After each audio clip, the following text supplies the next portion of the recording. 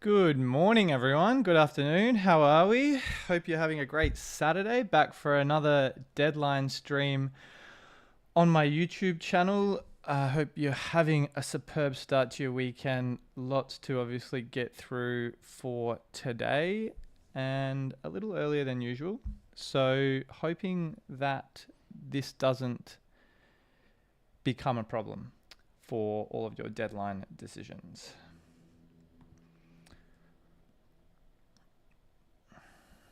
I might just fire this off on Twitter. So anyone who's interested to drop through a little earlier than usual can participate in the chat. Hey Michael, how are you? Hope you're doing well. A bit earlier than usual, so I definitely expect the engagement levels to be a bit below usual, but that's okay. Stream's going for a little longer this time. Just got some afternoon commitments, so looking forward to using the next couple of hours. It could be longer because I guess the FP3 starts in 90 minutes, so we'll do a little watch along for at least the first half, maybe the full hour of FP3. Try and answer as many questions live as possible, and then just make the most of the time, the little earlier than usual deadline stream. 9k subs, yeah, I know, pretty exciting. Hey, it's a nice milestone to hit for sure. Working towards 10k. Hopefully, the end of the season would be a nice reward for all of the streams and such. But you guys are incredible as always. Ethan, great to have you back. Sakaka, Marco, Kaviri. Yeah, I wasn't sure whether or not to go forward with this stream, to be honest. I've got some stuff on this afternoon, so I have to go a bit earlier than usual. But, it'll still be the usual 2 hours, hopefully.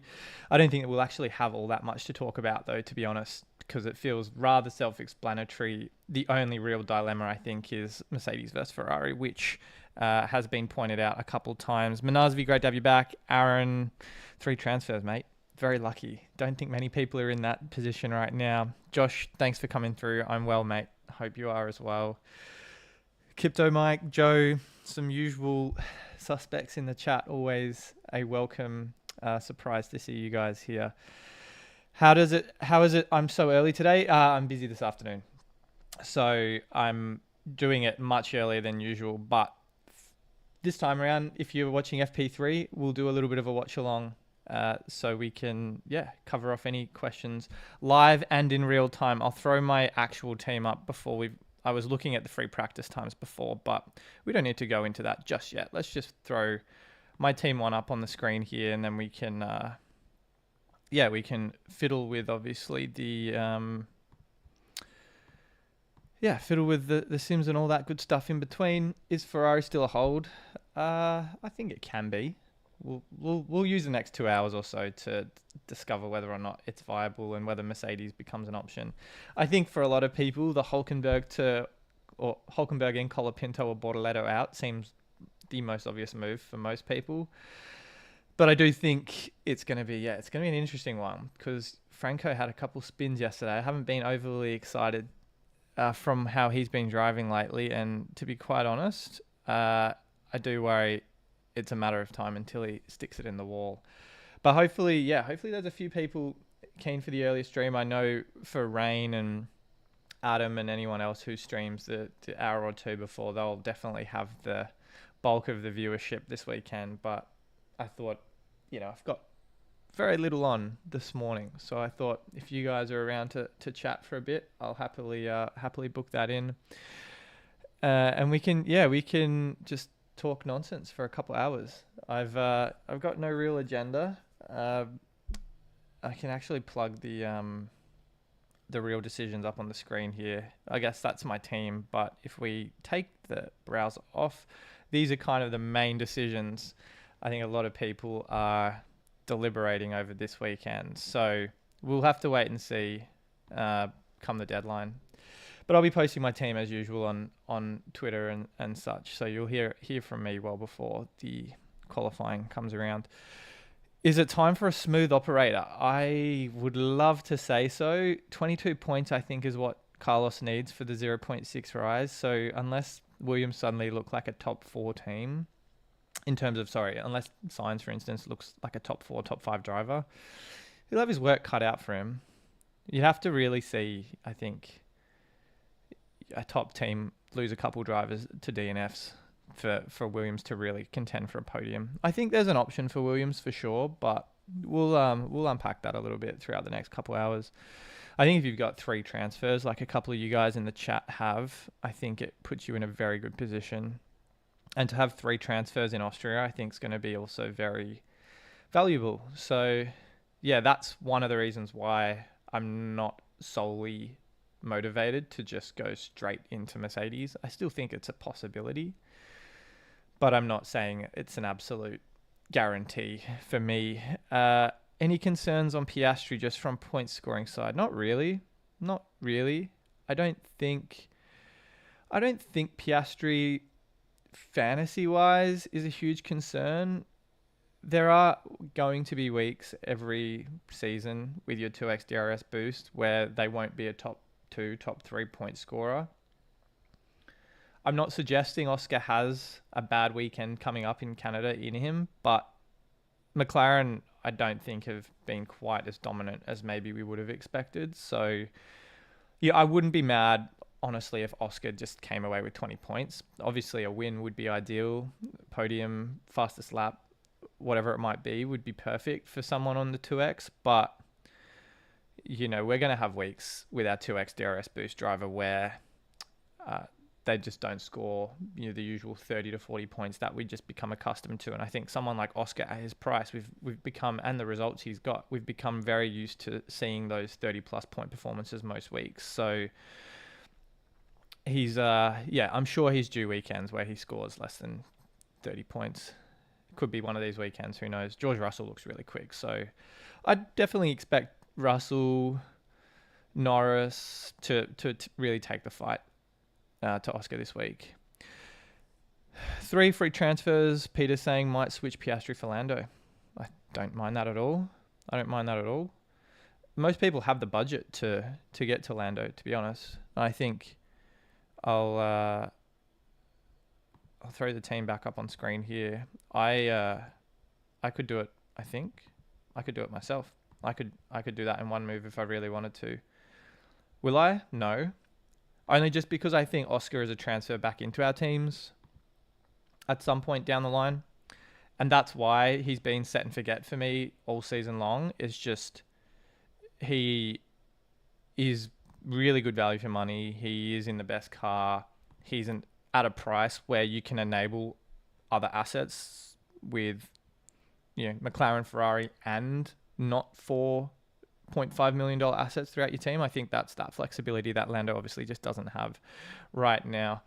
But yeah, Williams, either I'm going to talk about them in a little bit. So I'm definitely not losing sight of kind of how they're doing so far. But 215 of you already. So it's, I know earlier than usual. And I think it gives me a bit more bandwidth to extend the stream if we really want to talk beyond the 2 hours, which I think is very possible. It's just I can't do the 2 hours before the deadline today. So if you're keen to hang around for FP3, we'll do a little bit of a watch along for at least the first 30 to 45 minutes and see how it goes. Also means, I think, with less viewers at this time as opposed to right before the deadline, it means I can get to every single question and actually have a bit of a discussion with you guys, as opposed to just giving you an answer out of Lawson and Hulkenberg or Hadjar and Colapinto type thing. We can actually talk about it, extend the conversation around them a little bit. Felix, home race, Canada. Very nice, my friend. I know a few people who are usually active participants in the chat are up there this weekend.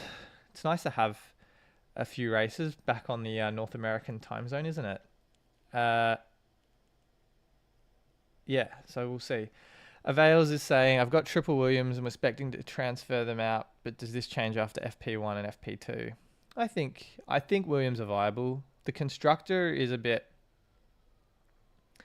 tricky for them because I do think Williams is looking good, Probably not helped by the fact. Probably helped by the fact that Leclerc wasn't really running at all yesterday, and Red Bull are nowhere. So who else is going to fill up those top spots? So yeah, I think Sainz could be viable.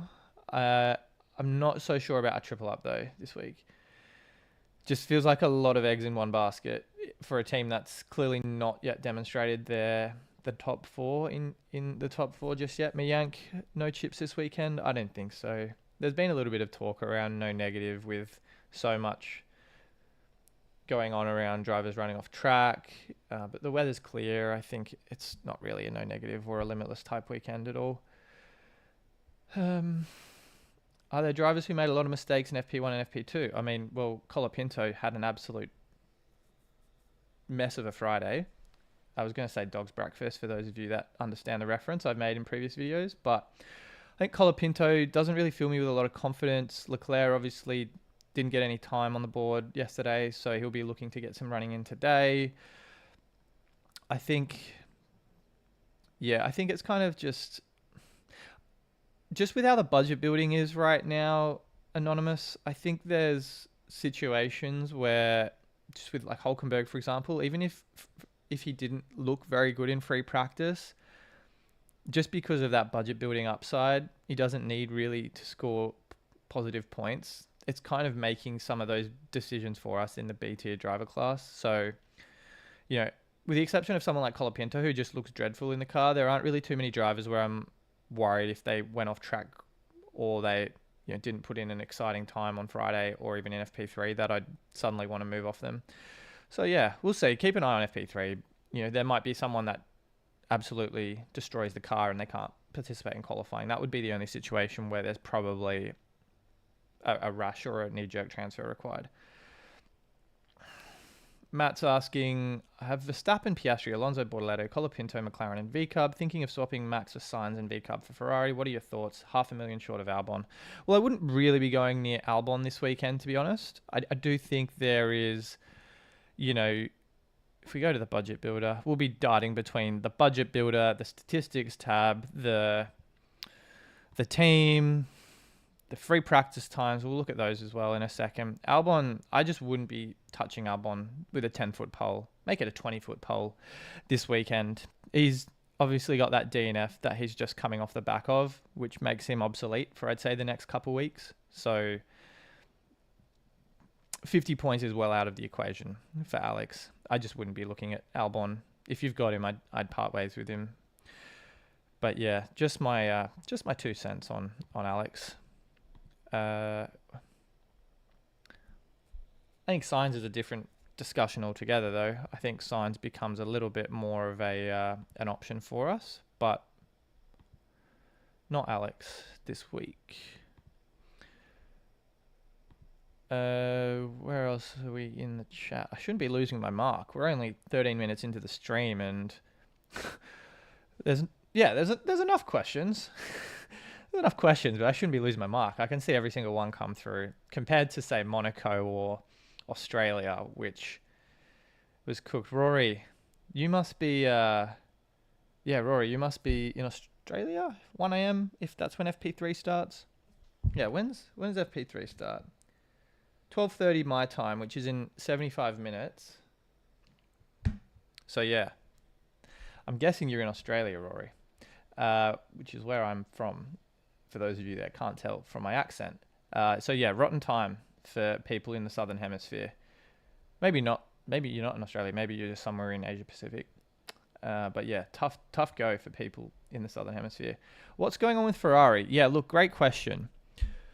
I think I wouldn't be if we're looking at Hamilton's times in a vacuum, I wouldn't be too concerned about that. Now, it's probably a nice time to jump across into the free practice times. No, that's the other lineup.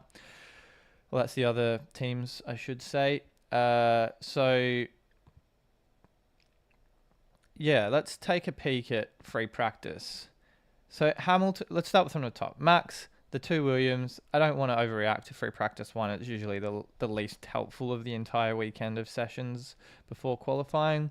Russell in top 4. Hamilton, I'd expect Leclerc to be right where Hamilton was. So you sandwich him in between, say, George and Lewis. I think that's kind of where I expect Ferrari to be most of this weekend. Hadjar, Norris, Piastri, well out of the equation. But again, I think from what I read, some top teams had their engines turned down a little bit yesterday. And again, I won't read everything I believe on the internet, but I think they were also testing out some upgrades to the car as well, or changes to the car. So if anyone in the chat's got news on why McLaren were a bit below yesterday in free practice one, let me know. And then just about everyone else was kind of where you'd expect them to be. Not really too many surprises. And then into FP2 we go, where it's a little bit more indicative of kind of the front running order. Probably for Albon and Sainz, and I know a couple of questions around Williams specifically, what to make of them. But I think they're certainly an option. I just think Albon and the constructor are less of an obvious choice for me this weekend. I think Sainz, I've been surprised he's been trying to get to grips with the car, as you'd probably expect for most new drivers in new teams. But Carlos is, still just under 2/10 behind Alex. So, maybe he improves a little bit in free practice 3. Oscar and Lando a bit further up. So I don't think there's really any need to panic for someone like Piastri. I expect Oscar to be in the top 3, top 4 in FP3, and that's going to be enough, if so, to convince me to hold him. And then I think, Mercedes is probably the biggest talking point, because you can see George and Kimi in the top 3 here.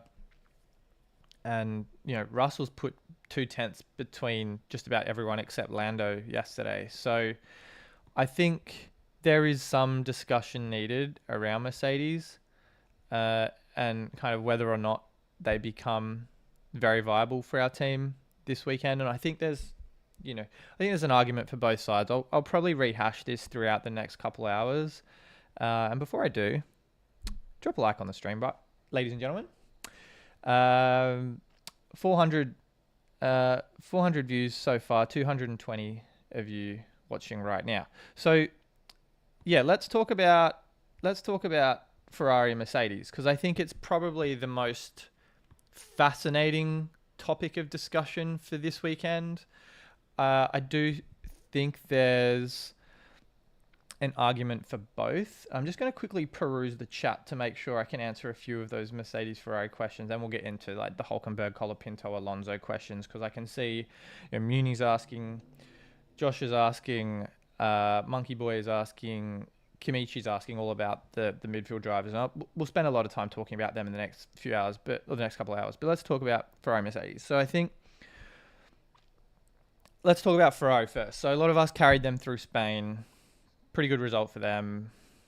And to be honest, just with how the budget building is structured, I can see, just checking the mic's working, I think it is. Just with how the budget building is, Ferrari are standing to gain 0.3 this weekend. Unless, of course, there are unforeseen circumstances where, and it's probably a good time to have the budget builder open for this discussion, unforeseen circumstances where, they had a DNF or a China disqualification. I don't think that will happen. I'm not even going to wish that. It's not going to happen. Any driver and team is at risk of DNFs for sure. But I do suspect Ferrari are probably, for many teams, an easy hold. And that's just simply because of the fact they have that budget gain upside that only McLaren have in the A tier. It also means if you're pivoting to someone like Hülkenberg and you keep Ferrari, you can roll the unused free transfer across to Austria to have 3 free transfers in the next race. So I think there's that flexibility, and the fact that many of us can afford Hadjar, Lawson, Hülkenberg, and a 4.5 with Piastri. It's a template team this weekend, and the biggest deviations will be if you have Colapinto or Bortoleto as the driver you keep when you bring in Hülkenberg, if that's the route you go, and Mercedes Ferrari. So I think that flexibility with having 3 transfers, which we don't tend to have a lot with keeping Ferrari this weekend, is quite an advantage. And I do think Lewis and Charles are going to be pretty equally matched around this circuit. It was a pretty dreadful result for Ferrari last year at Canada. Double DNF for them. double DNF for Williams as well, I will point out. And yeah, as Michael's pointing out in the chat, pit stops, and that's Ferrari's strong suit. They don't even necessarily have to have a really good race, and their 10 or 15 points Ferrari will score every week, or most weeks will leapfrog them ahead of, a Red Bull or a Mercedes. And I was looking at some constructor scores earlier in the season. Ferrari's best scores, because McLaren have been the top scoring team every single race week this season. Ferrari's best scores have been amplified by these pit stops, which Mercedes have just not been very good at this year. And why don't I, while we're on the topic of pit stops, let's go over to the F1 Fantasy Tools statistics page. For anyone that uses their premium features or would like to use their premium features, you can get 50% off your first month with Hub 50. The details of that should be in the description below, but if they aren't, you can find details of those on any of my other YouTube videos. So I'm going to select the pit stop points because I think that is a huge factor for why Ferrari become a much better option than anyone else in the A tier, aside from obviously McLaren, just because they will score points. If you look at Ferrari's pit stop points, they've had, almost every week it bumped up by at least 10 to 15 points. The only times it didn't happen was in China, where they got disqualified, and then I don't know what happened in Miami. But it looked as though no one really had a great weekend that weekend, and Kick have turned it around. Wow. So Kick have been the highest scoring pit stop constructor for two of the last 4 weeks. I'm not suggesting Kick, but back to Ferrari. I think just having those extra 10 to 15 points really does make a huge difference for why, even if they don't have a great race from Lewis or Charles, they can make those points up in the pits. Whereas Mercedes need to have a podium result from at least one of their drivers to make the constructor viable. And George has done that on a few occasions. I think twice this season, where he's finished on the podium. I think twice. But they just don't have that extra buffer that Ferrari have. And I think if you can expect Lewis and Charles to get to the end of the race, they don't even need to be on the podium. I think, between 4th and 7th, 4th and 8th is not a terrible outcome for the second constructor to pair with McLaren. But these points in the pits really do help them. And, Michael has said there will be pit stops in Canada. So Ferrari have more opportunities to score points that Mercedes otherwise would not. So just something to think about there. And I will say it's one such reason why I think it's a much harder decision than just saying, okay, Mercedes look good, go Ferrari. All right, so I've missed a few questions in the chat. I'm going to make sure I get to the ones I have missed. But that was just kind of my rationale for Mercedes and Ferrari. I'm going to try and remember so it's about the 20-minute mark I talk about Ferrari, Mercedes. So if anyone asks again, I'll just point them to 20 minutes in. Now to some questions in the chat. What have we got here? Daniels, cheers, mate. Good luck to everyone on Clash as well for the Grand Prix. Thoughts on a -10 to bring in Norris, Bam and Hulkenberg, Ferrari, Mercedes, Piastri, Norris. Oscar here makes me a bit nervous, but not convinced it's worth the -10. I don't think it's worth the -10 either. And I think Norris is a transfer out of your team. I think Piastri is a transfer back into your team in a couple of weeks. The only situation where Piastri doesn't become a viable option is if he DNFs. I'm not going to jinx him because I already did a pretty good job of that a couple of years ago with Lando Norris in Las Vegas. But I think Piastri is not worth -10. I don't think you should be rushing and moving out. As soon as Oscar finishes in the top 4 in FP3, I think that narrative will probably shift away from him. Matt is asking for a favor for Silverstone. He needs an early final thoughts. My final thoughts videos usually go out on about Thursday. So unless you're offline for 24, 48 hours, you should get to that. Stream, I'll probably be doing at the usual time for Silverstone. Is wildcard on the table for Mercedes, Hulk, Alonso, Sainz? Yeah, Pedro, 100%. Again, I think we have to wait and see how Mercedes do in FP3, but it will be warmer. So that's the other thing. Mercedes are cold temperature merchants. So you have to be mindful of the fact that FP3 will be run at 12:30 in Canada, much warmer than later in the day. So we may see Mercedes regress a little bit in FP3. Although cooler temperatures in Austria in a couple of weeks, so Mercedes could be good there. Russell won there last year after Max and Lando took each other out. Okay, Kamichi is asking, would you flip Ferrari from Mercedes? Oh, sorry, I answered that. and use the budget to upgrade Piastri to Norris. No, I mean, look, a lot of what I say right now is probably going to flip on its head as soon as we see FP3. That's the problem with streaming before you've seen FP3. I don't hate doing it, but today I don't really have an option to stream from 2 till 4 my time. So yeah, you got to take what I say with a grain of salt. But hopefully with what we do know now, I can talk about some different options. Would you flip Ferrari? Yeah, I don't know, Kimichi. I think let's see how we go this week. More important to try and get an extra transfer. I think having flexibility for Austria and Nicoletta is why I actually like the Ferrari hold for one more week. I think, and yeah, Kimichi, I think Colapinto to Hulkenberg and roll exactly like Nicoletta plans to do with moving in Hulkenberg is probably what a lot of people will end up doing anyway. Monkey Boy is switching either Colapinto for Hulkenberg or Bortoletto. Who should I swap? I think, Colapinto, Bortoletto. We'll have to talk about them as well. Right now, there's only one reason I'm keeping. There's only one reason. Oh, it's a lot of blue, isn't it? I hope I haven't blinded you guys like the color palette with the new driver cards. But I think Colapinto and Bortoletto is probably the biggest dilemma of the 4.5s this week. Let me come back to you on that. I'm probably leaning to moving up Bortoletto, but I'm not exactly confident in it just yet. Worth replacing Franco with Alonso. Yeah, Squirtle, I don't hate that at all. Next best option for Limitless. Still have it on my Team 3. Daniel, I'd probably say there's a sprint race in Belgium. Silverstone is a low overtake track compared to most others on the calendar. And Budapest is considered the Monaco without walls. So I would probably use it at one of those 3 tracks. Starting early indeed, Claudio. Starting early indeed. McLaren were testing 3 new upgrades. Thanks, Joshua. I know I'm a little bit behind in the chat, so I'll catch up.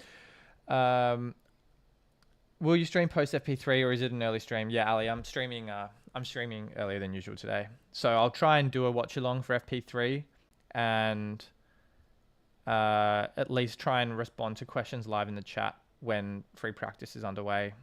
I won't be around the hour or 2 before the deadline, unfortunately.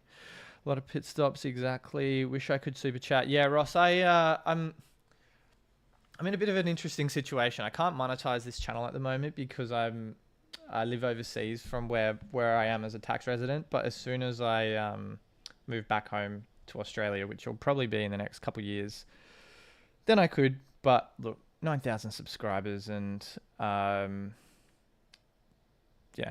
do it because I love it, not because I'm motivated by any kind of monetary incentive. But I'll answer your question anyway, Ross. I mean, my only request of payment is a like on the stream. How about that? I have 3 free transfers and 112.7 in the bank. Piastri, Albon, Hadjar, Bortoletto, Colapinto, McLaren, Mercedes. Honestly, I don't think you should. Yeah, I keep Mercedes. I feel like Ferrari this week is a don't buy, don't sell. And Mercedes is probably similar. Again, this will probably change in FP3, but the only glaring change I would make to your team, Ross, is Albon out, probably for Hulkenberg. You could make 2 and move Bortoletto or Colapinto out for Alonso, but no harm in waiting an extra week for Fernando either. Yeah, Bozidar, I agree. If Mercedes can score more than 55, which I think is certainly possible, then they can become the 0.3 rise. I'm dying to jinx Oscar, aren't I, Michael? Are you going all the way to the deadline? No, I won't. I'll finish it around. So what are we? Half an hour in. It's 11 o'clock where I am. You've got me for at least 2 hours, maybe 3. But I have commitments closer to the deadline, so I won't even be able to see qualifying. But we'll do a little watch along. So if you guys are watching FP3, you can throw me up on the other screen if you don't feel against the idea of doing that. Evening, Kieran. How are you, mate? Thank you for dropping through. Yeah, great to have you live. I know Shane sometimes drops through as well. Haven't seen much from the double pivot lately. Hopefully you guys can, any off-season content plans for you guys? Thoughts on Thomas Frank? Yeah, Brant, great question. I know we'll probably talk about Spurs will 100% come up at some point this stream because I'm a chronic Spurs fan. But I think I'm sad to see Ange go. I do love Ange. I can't remember, Brant, if you were in Ewan's stream, last week or a couple of weeks ago where we were just spamming him with Tottenham Hotspur chat. But I think, Yeah, Thomas Frank's a nice signing for Tottenham. I think it's a shame that Ange is gone. I do have, some affection for him given he's Aussie, and I think he probably deserved a chance given he just led us to a Europa League, but I can understand the logic behind bringing in a new manager, and you've seen what Frank's done with a budget team in Brentford. Levy won't spend a penny on Tottenham, so it almost feels like it's a match made in heaven. Fingers crossed that Spurs can challenge again next season. Is there really an ideal strategy for when to use no negative, or is it just whenever the weather seems poor? Yeah, I think that's the ideal strategy, Riddick. I think it's I think it is just wait until wet weather. And I say that because you look at Australia and Miami, and they are probably the two most damaging races we've seen so far this season for DNFs. So that's kind of why I'd probably go down waiting for, say, like an Interlagos or something like that. Or even Belgium gets a bit of wet weather, so maybe Spa for a no negative. J. Clark, probably one swap this week. Hulkenberg in. Lawson or Hulkenberg? Probably Hulkenberg this week. Thoughts on Piastri, Lawson, Hulkenberg, Colapinto, Hadjar, McLaren, Ferrari, carryover from Spain? Benny, yeah, I think that looks good. I mean, you've already got Hulkenberg and you got all budget builders. The only, I guess, so to use one trade, you could either go Ferrari, Mercedes or Colapinto to Alonso. I like both. Nijat, Norris, Piastri, Hulkenberg, Hadjar, Lawson, McLaren, Kick. One of the few Kick owners, Nijat, but had a huge result last week. So they're a great budget building option. I'd probably have them behind VCarb though this week in terms of points and budget gain.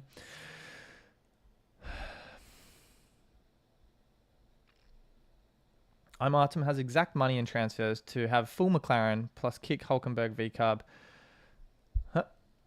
Kick, Hulken, and both VCarb drivers. Does make sense. It's probably 2.5, and I don't want to stick with Ferrari. Then VCarb's I think great, and Kick. You could also triple up on VCarb, Artem. Looks like you got 3 McLaren, so makes sense. Yeah, I think that's great for a budget building option. What about keeping McLaren and RB for constructors? Norris, Hulkenberg, is that Red Bull? I'd be moving off Red Bull this week. They definitely look like the least convincing of the 4 top teams. I think it's going to be pretty even, Robert, with the Ferrari Mercedes. We'll have to wait and see kind of how FP3 shakes out. But I do think there's probably a world in which people end up sticking with Ferrari just for the pit stop points and the extra transfer in Austria. I'll put my team back up on screen here so people can see what I'm at. Oh no. Oh, the alignment. Oh, I hate when this happens. The alignment on my monitor never seems to agree with me. But it's probably, I'm going to leave these slots open. We can talk about that in a bit.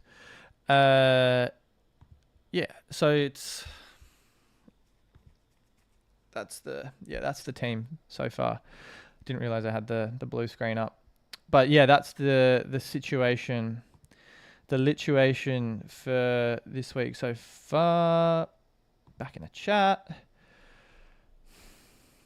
Eddie Yang, I think Hulkenberg this week, my friend. Yuri, I probably would steer clear of the -10.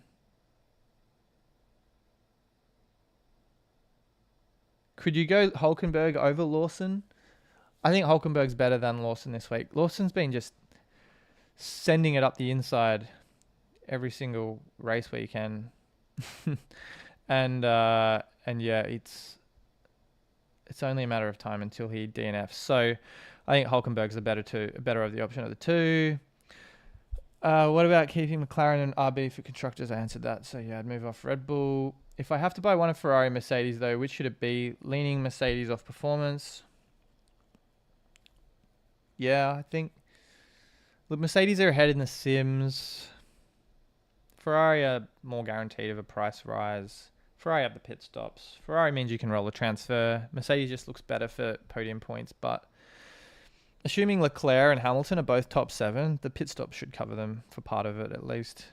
Look, Mercedes might outscore Ferrari, but assuming both drivers in both teams finish the race, I think there's no more than 10 points in it. 15 at most. Would you trade out Ferrari to Mercedes if you need the money for a Colapinto to Hülkenberg? Yeah, potentially.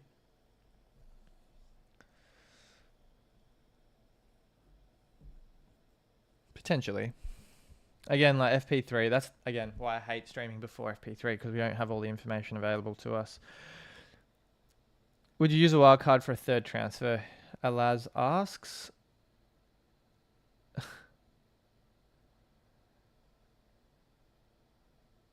Yeah, well, I mean, you have to ask yourself, how often do you take minus 10s, Alaz? If you've taken or planning to take multiple minus 10s, then, I mean, for me, I don't ever plan to take more than a single minus 10 in a single weekend. So at that point, the wild card when I use it would just be to remove the minus 10. What's your most desired fan venue for an F1 race? By fan venue, do you mean best place to watch or where I'd want to go? Because I've been to 5 races, and from a fan experience perspective, I'd say Circuit of the Americas or Australia. Look, have I been to 5? I've been to all 3 in the US and I've been to Melbourne, but I've been to Vegas twice. So yeah, 5 races, but 4 circuits. I think Australia and Austin, definitely the 2 best from a fan experience from what I've been to. But I hear Canada's pretty good too. Have you managed to convince Zach to do a shoey? Really? On stream today, Obi? Are they doing it today? Or is it just something he's been like, yeah, I'll do it, but doesn't ultimately? Radio Paddock, Ferrari, Mercedes. If I had to choose right now between Ferrari and Mercedes, I'm saying Ferrari. Like if the deadline was right now, we hadn't seen FP3, I'm going off my gut for points and budget and having that transfer flexibility, Ferrari. But they could serve up an absolute stinker in FP3, and George and Kimi could be top 3 like they were in FP2, and I'll be having absolute head loss, and then ultimately make 2 transfers, ruin that flexibility, and just hope to God Mercedes pull something off on Sunday. I wish I'd used the no negative in Australia. I had 14 Fs and one of them was the DRS. Oh, really? Who was that, John? Signs, I'm guessing? That's a rough go. Everyone had a pretty rough go to start the season off with the wet weather. All right, I think I'm relatively caught up to the chat. Who's the best for budget this week? Hadjar and Hülkenberg for Scoa? Yeah, Hülkenberg or 900 views so far, 260 concurrent. So we're slowly climbing.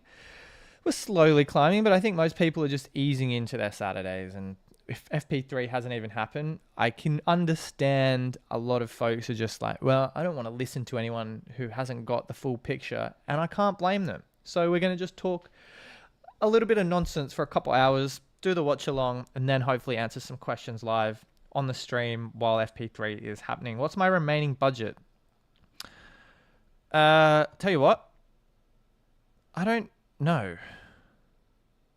It is, hang on, I can tell you very quickly without having to deselect my entire team. This is the league analyzer on F1 Fantasy Tools. I can tell you my team budget because I guess you can also see all of the content creators. We have a league, so we can obviously see how we stack up against one another. I'm happy to scroll through it if anyone's interested. The only person I don't think is in this is Adam.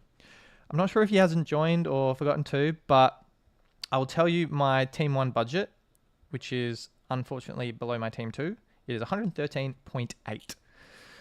And as I'd expect, my Team 2 is ahead of my Team 1.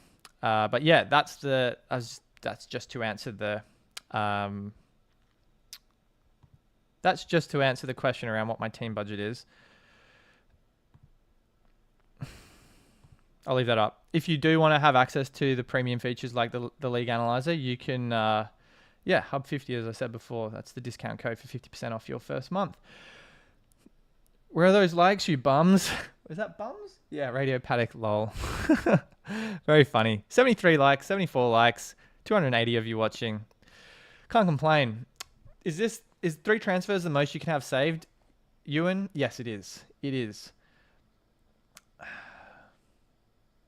Dashing Fox. Got Piastri, Sainz, Lawson, Hadjar, Alonso, McLaren, Ferrari. Would you swap Sainz or Alonso for Hülkenberg? It's a tough one.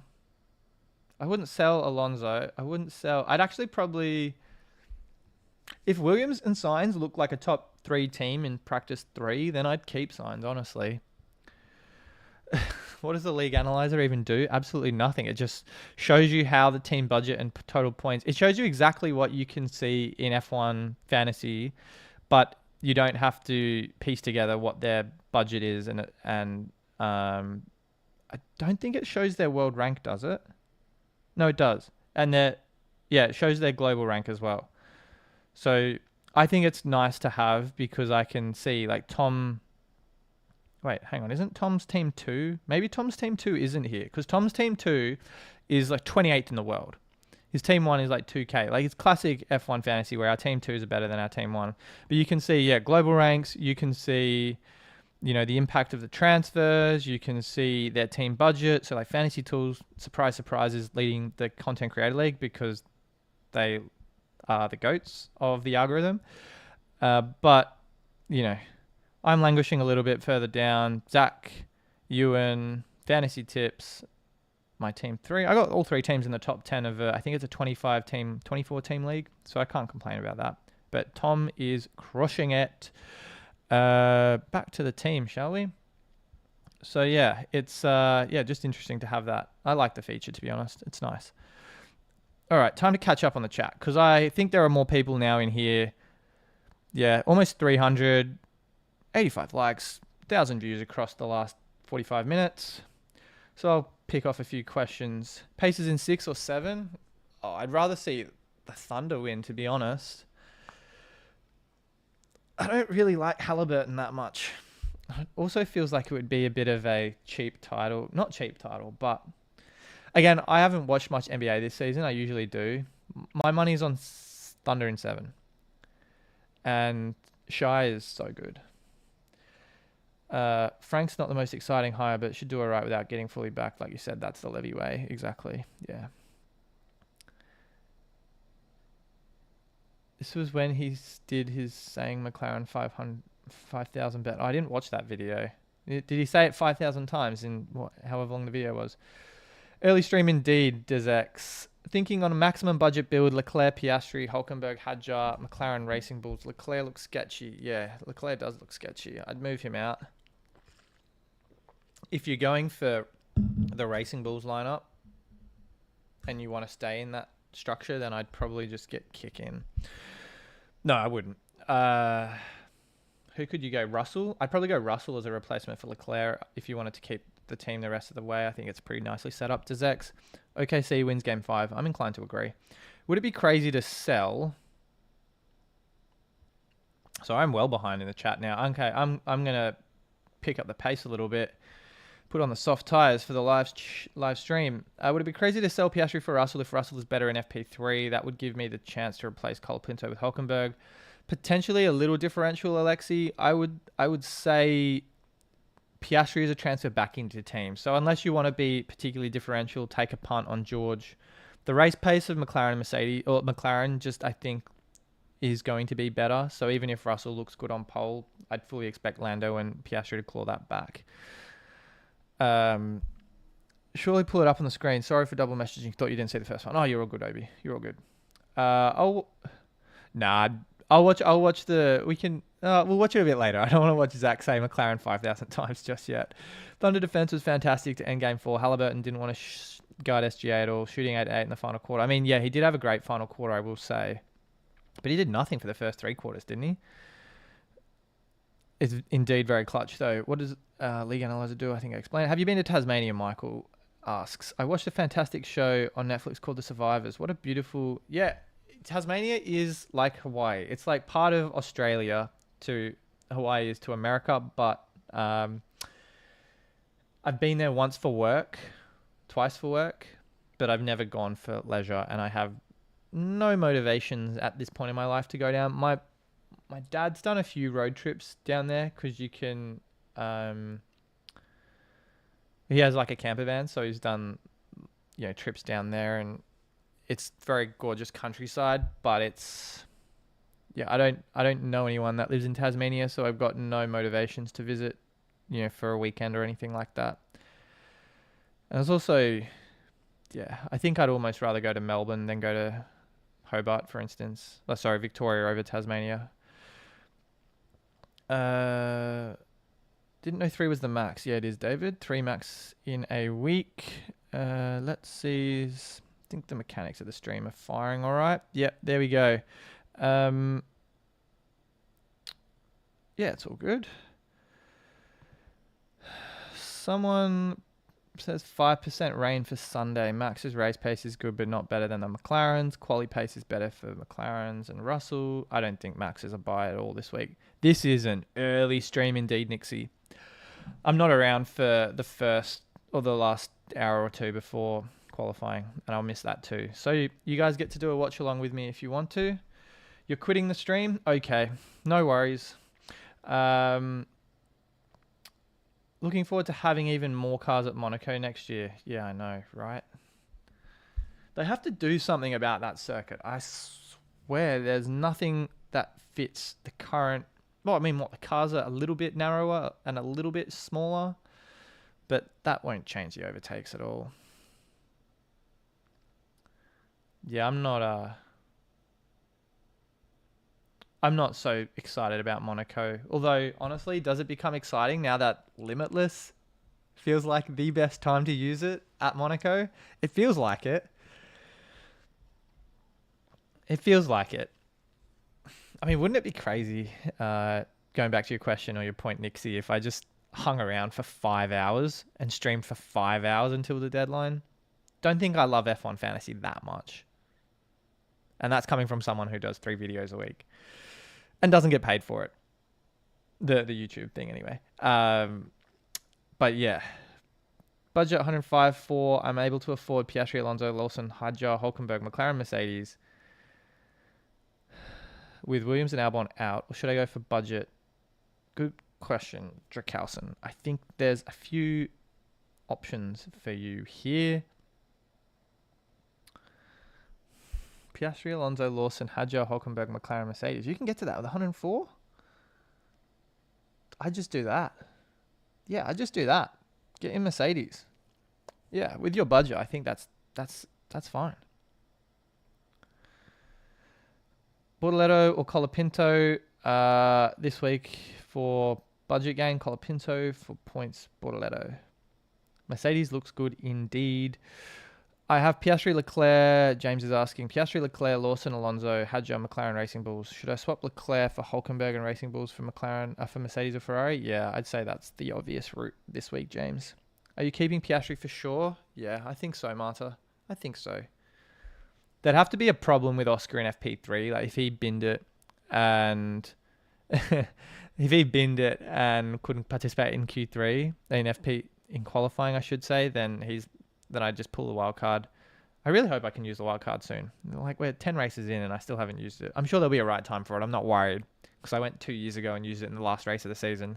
But I'm sure there'll be a weekend where Piastri fluffs it and everyone has to move him out. Is Red Bull viable still? Not this weekend, Hussein. Welcome, Travis from Newfoundland, Canada. I love visiting Canada. The Rocky Mountains are one of the most beautiful places in the entire world I've ever visited. I know that's not in Newfoundland, but yeah, that's just my love for Canada. Still going Bortoletto, Colapinto to Hulkenberg, but keeping Ferrari most likely. Yeah, proven fail-safe. I think I'm in the camp right now of doing the same. Have Gasly, Behrman, and Colapinto. Which would you replace with Hulkenberg? Probably Gasly? Gasly, I think? What's the budget builder say? I think it's Gasly. Like, off the top of my head. Yeah, Gasly. Yeah. Out of him and Behrman, I think, like, Behrman, for instance, I guess, yeah, not this weekend, Gasly. Gasly, one more week. Gasly will go down 0.6. Behrman could get a 0.2 drop. I mean, that's kind of the risk mitigation. So I'd take out Gasly, I think, if I had to choose. John, swap out Lawson or Colapinto for Hulkenberg. I'd probably swap out Colapinto. Law crash imminent and Colapinto spin Colaspinto. I really hope that catches on. I just thought of it. I don't think it's really that funny. It's kind of cringe. But Franco is yeah, he's spinning out a lot lately. Are we watching Le Mans? Someone else asked me that. I forgot to answer. I want to make time for it. I'd be lying if I knew who was.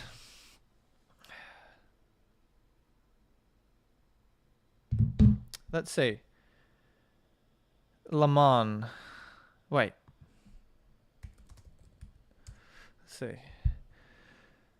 It's today, right? Oh, hang on.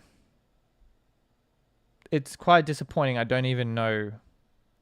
I thought it started. Doesn't it start today? I'm pretty sure it's. Or is it? Oh, it's already started. Stupidly. Sorry. Again, haven't really been paying attention. But you guys get to watch me navigate through. Am I just losing my mind? Oh, well.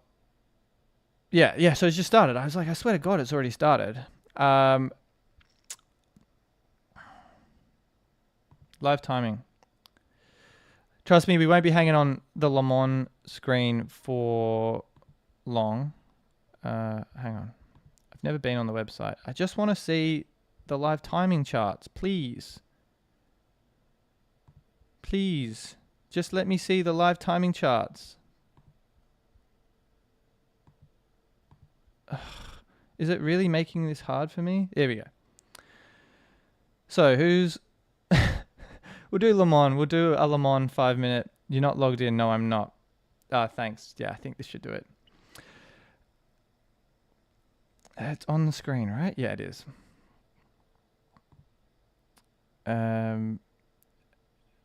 I do also want to continue to make sure I'm answering the questions.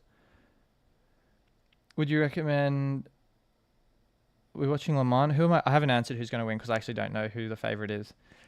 Is it a big risk to keep McLaren and both drivers, or should I hold them? I think keeping them is fine, Alexi. Your commitment is well enough. Thank you. I'm surprised you don't direct more people to your articles. More interactions, better terms. Yeah, I guess so, John. I mean, I do post it in all of the Reddit F1 fantasy communities, and I put it on my Twitter page. I have also the rotating widget in my final thoughts video. I should just start pinning it in every single one of the videos. Great question, Nixie. Who do you expect the engaged ownership will be for Mercedes and Ferrari? I think Ferrari will be higher. Michael's confident it'll be, or not confident, but Michael thinks it'll be 60-40. I think Ferrari will be honestly higher, depending on FP3. Like, we could see a lot of knee-jerk transfers if Ferrari are nowhere and Mercedes are somewhere, but I reckon if both teams and both drivers are inside the top 6, top 7, I don't think we'll get as many Ferrari sellers as we probably expect.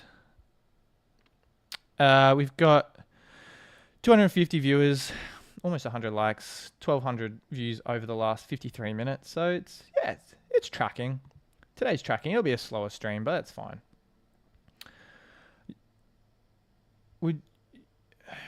It's on now. We're 2 hours in. Yeah. Thank you. Sorry. No, Daniel, you're all good.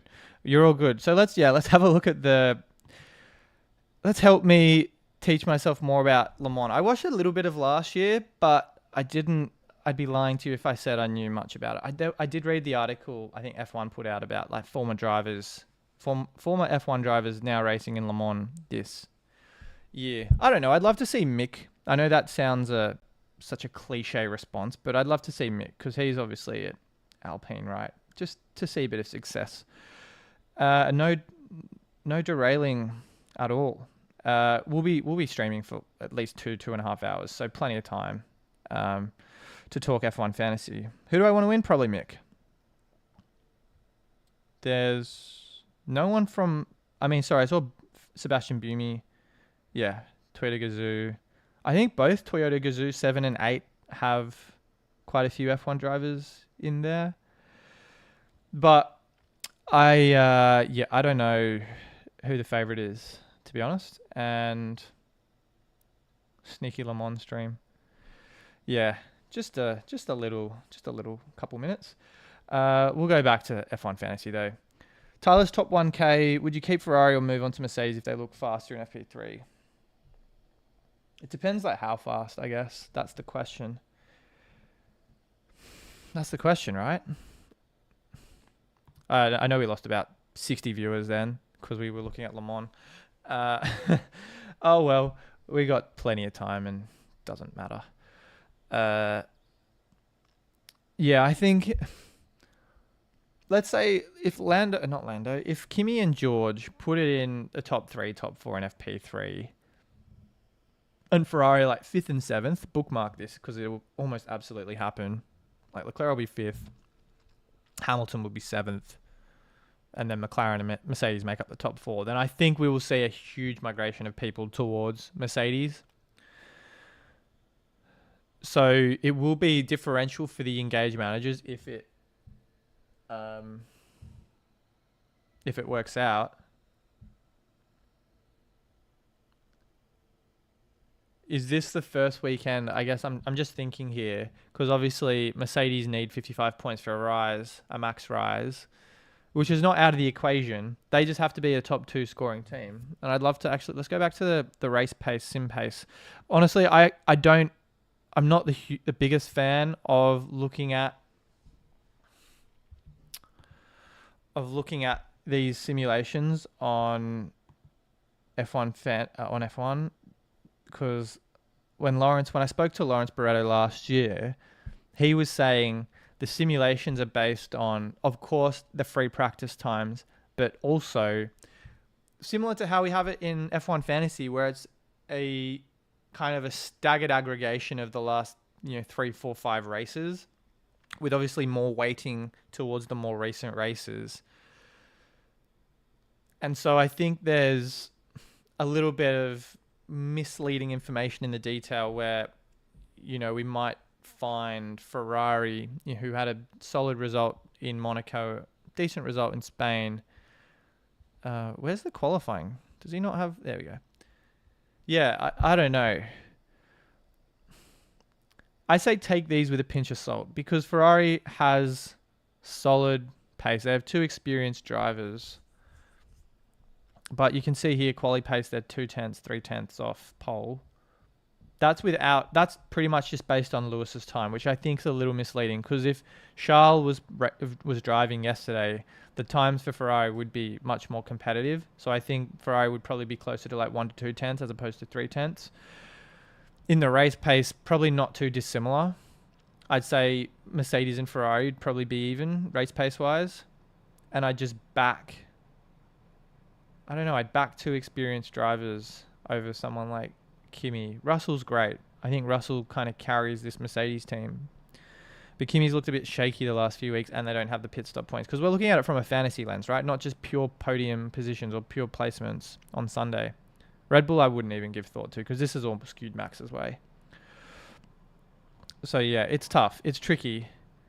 But I do think you've really got to think about this from a fantasy lens and not purely where the drivers will finish, because if you looked at it just from where the drivers will finish, yeah, probably Mercedes on paper right now feels like the better option, but you've got to take into account the pit stop points. You've got to take into account the fact the simulations do not reflect Charles's time. You've got to take into account rolling a transfer, and having that flexibility in Austria. So I don't think it's as clear cut.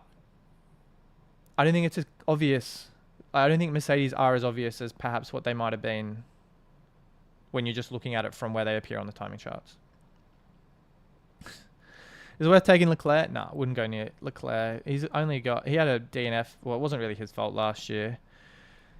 And then didn't really get much running yesterday, so I'm not convinced. I mean, hopefully that explanation made sense, but that's kind of the logic behind why I don't think Mercedes-Ferrari is objectively an easy decision this week. But I think now that we've got Le Mans off the stream, the viewership's creeping back up, but it's quite funny. Sus Sims indeed, Michael. Sus Sims indeed. Mercedes or Racing Bulls? Probably Mercedes. For the variants, I think Merc is viable for sure, though. Yeah, like I'm not saying Mercedes are bad. I'm not saying Ferrari are good. I'm just saying you kind of have to really think about every option and every variable. Put it this way: if Mercedes had a really good free practice 3 and they're running first and third or first and fourth or second and fourth, something like that, then I think every engaged manager will absolutely consider having them this weekend. And Austria is a cooler track too, up in the mountains in 2 weeks' time. So,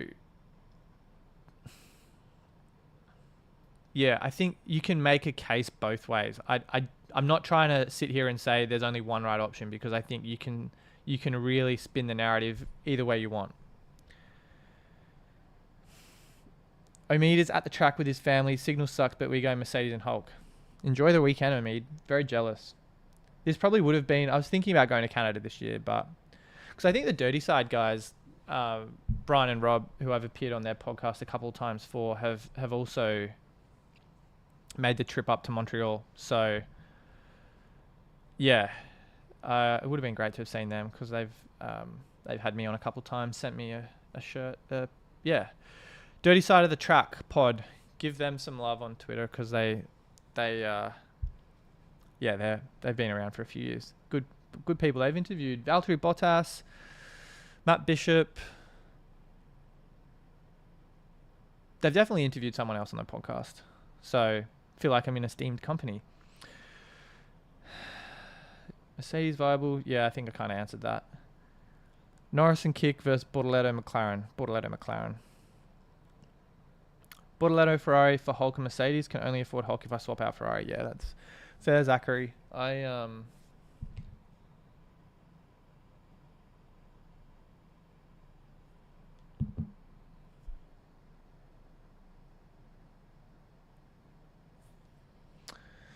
That's a tough one, Zachary. I think... Yeah, I'd probably go Hulkenberg Mercedes right now. Would you go Piastri V-Carb Leclerc Russell or Piastri Ferrari Hulk? Piastri Ferrari Hulk Mario?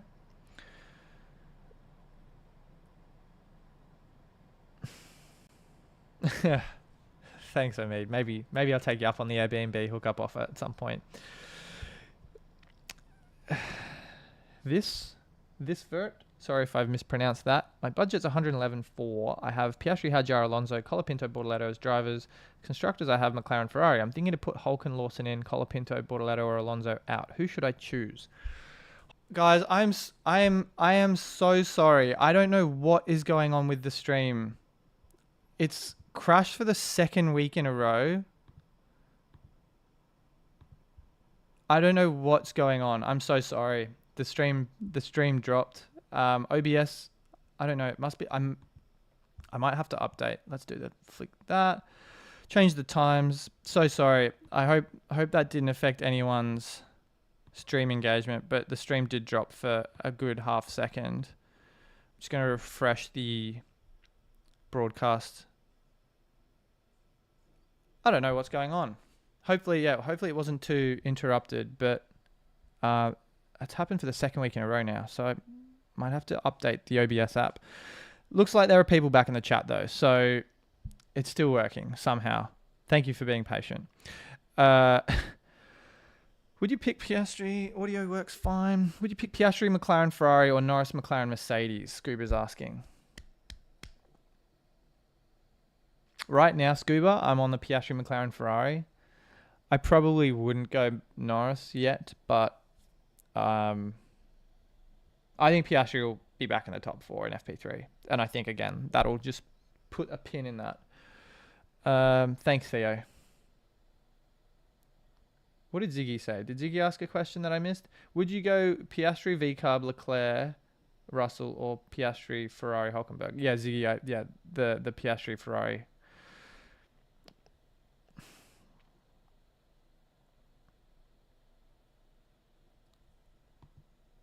Yeah, we're just coasting. An easy 200 viewers. An easy 250 viewers.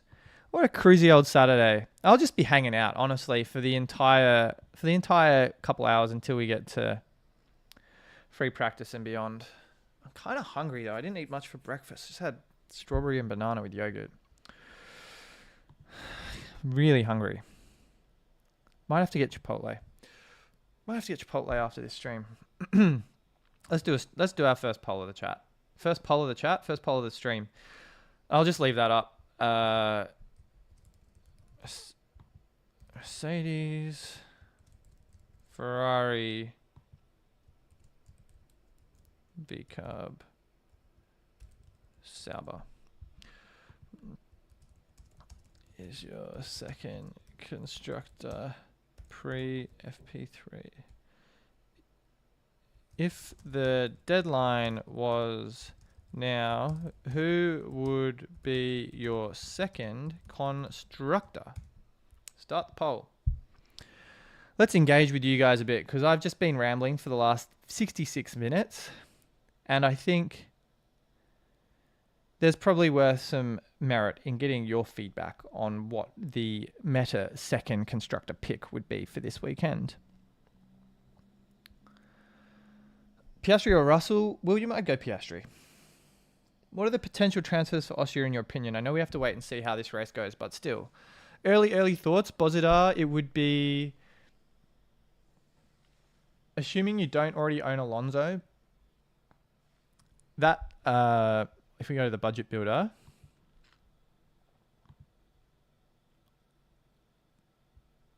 Alonso's DNF will fall off his average.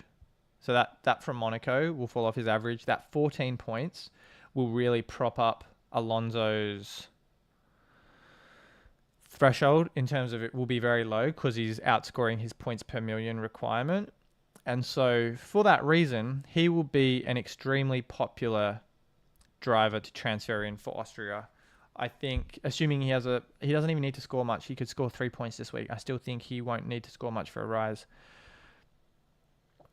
Even Ziggy, even if you're trying to build budget. Oh, I didn't know that was part of the question, Ziggy. I'd probably go the VCarb lineup then with Russell if you're building budget. I was just going based on kind of pure points hybrid. But yeah, Piastri, VCarb, Russell, I would say Ziggy if you're focusing on budget. So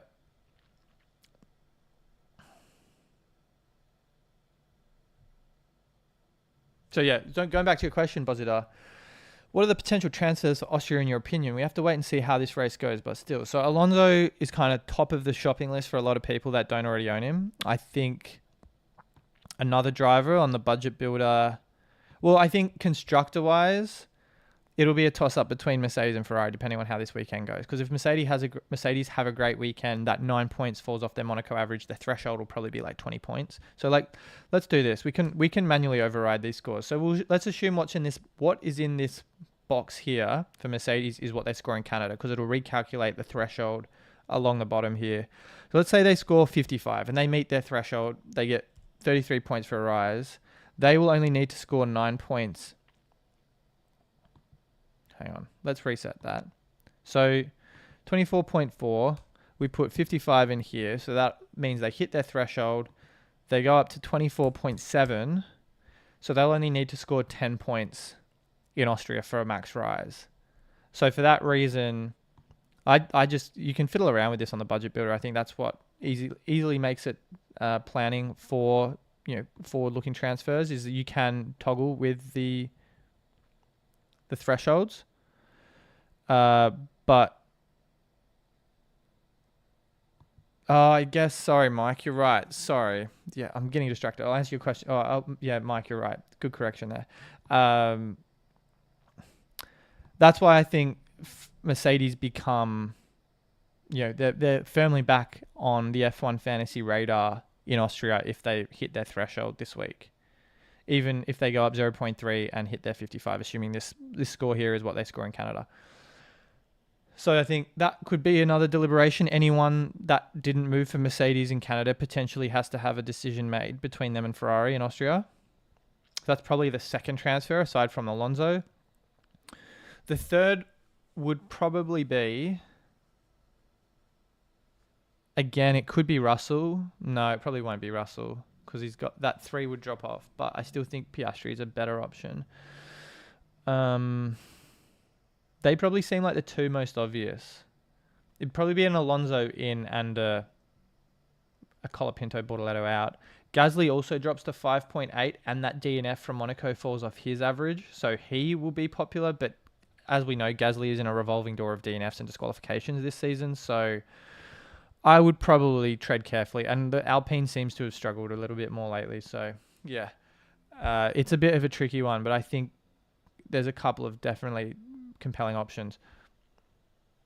So to go back to, I've jumped around on Ziggy's question a little bit, and Michael corrected me there. If you're focusing on budget and you don't care about points, then Leclerc is technically a better option to build budget than George Russell, because Russell has a much higher threshold, as you can see on the screen here, for the budget builder. However, we have no idea what Leclerc looks like. We haven't seen anything from him this weekend. 24 points is not impossible, but it depends on whether the race pace for the Ferrari is actually competitive at all. Or I guess Lewis is hard to read because he's definitely not on the Charles Leclerc level. But I do think there is, I think Russell definitely has the points factor for sure over Charles. And in the pole, Ferrari have fallen back a little bit. Mercedes have made up some ground. I'm guessing, though, the Ferrari logic is once again just those pit stops and that transfer flexibility for Austria, which, if there are 3 or 4 different options on the table, then it probably means having 3 transfers is not a bad shout. Why Russell over Leclerc? Because of the FP1 crash?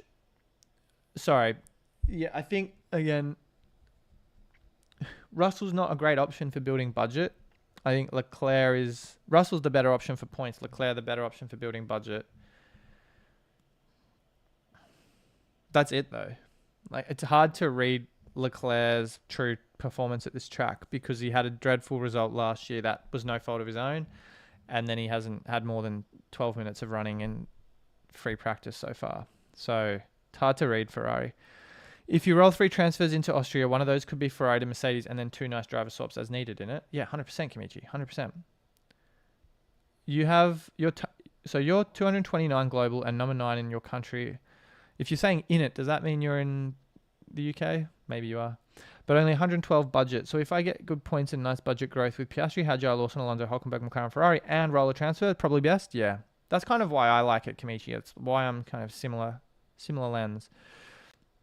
You kind of get all the best budget rises, and like Alonso, I'd say Colapinto is only better than Alonso for budget rising or for budget growth this weekend. But Colapinto doesn't feel, and that kind of goes out the window as soon as if Franco was to DNF, for instance.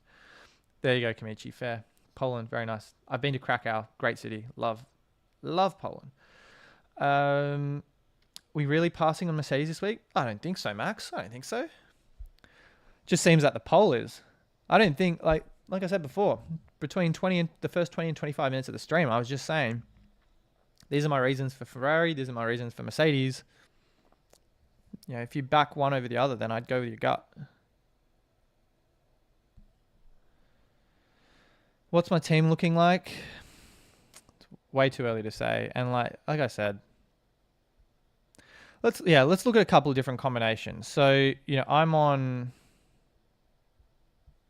probably the 2 worst 4.5 options in the game right now, and Ferrari. This is what my team looks like right now. We haven't talked about it. And classic me, leaving it until... Sorry, I've just got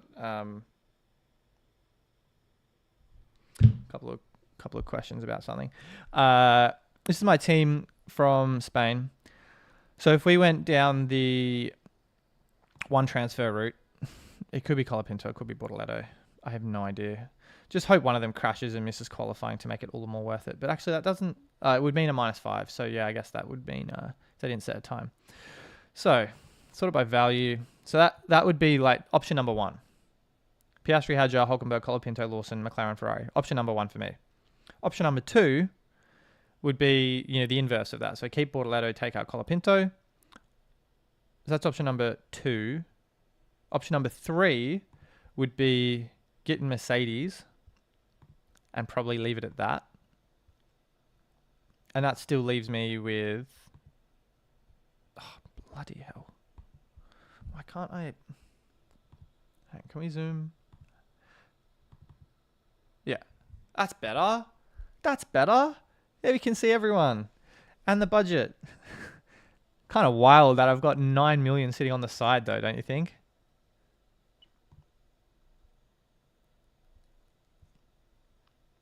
So yeah, this can I zoom in a bit to 90? Yeah, that's perfect. That is perfect. So seems a bit crazy to have this kind of money just sitting on the side. But, you know, most people are saying Ferrari's who they'd keep in the poll. So I'll close the poll. So yeah, that's the other option, to be honest.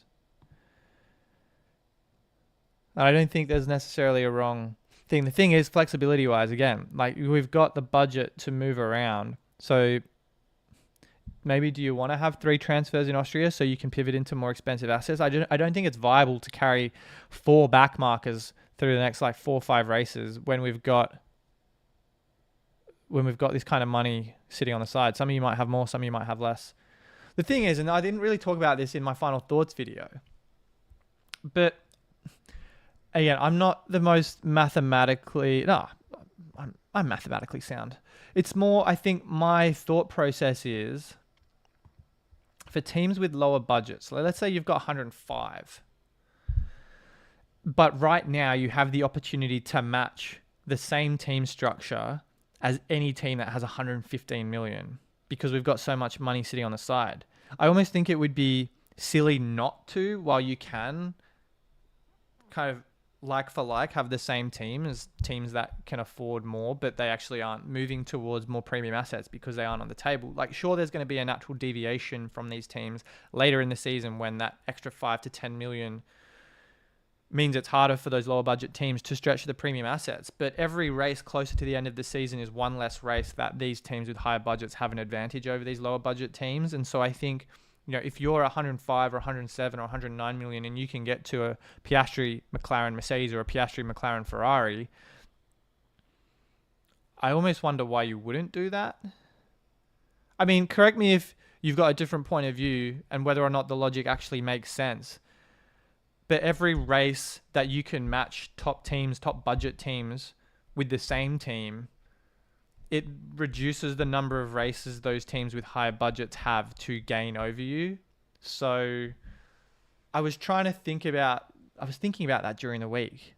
And again, I'm not sure if the logic is sound necessarily, but that was kind of my thought process. And it kind of, right now, I wouldn't say it gives an advantage to those folks with 105, 107 million or whatever it is. But if you can get to a similar team, I'd almost say, why wouldn't you? And then on those weekends where you can't obviously match these premium assets, then maybe that's the weekend to go differential and hope there are DNFs. Because also, if you have the same teams now as the top teams with the top budget, if everyone DNFs, your rank also doesn't suffer. Your budget doesn't suffer because everyone else has the same teams and the same assets to change in value. So I almost think if I was in a 108 million situation, I'd probably be going Piastri McLaren Ferrari or Piastri McLaren Mercedes and wouldn't be looking at the V-Carb or the Kick Sauber. But again, everyone's logic is slightly different. And so that's kind of, my thought process. Hey, dude, I'm 52 in the world on triple McLaren. Thoughts on going Hulk and Mercedes? Nigel the Crab. Very nice. But if you went Hulk and Mercedes, Nigel the Crab,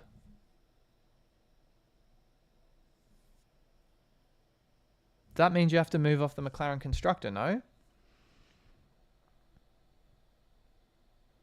Because if you're triple McLaren, you probably have V-Carb or Kick, right?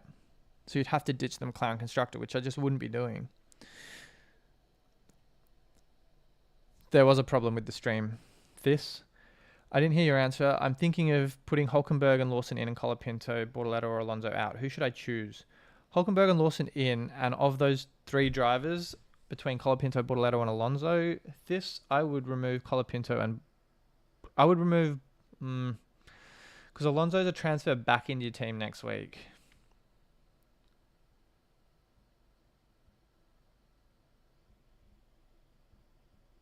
All right. FP3 is starting soon. How do I prop it up on my screen? Sorry, I get awfully distracted sometimes. Oh, good lord. Volume down. Sorry, I'm just setting up the practice stream on my phone so we can watch and talk and engage. So, Theus, back to your message. Who should you swap out?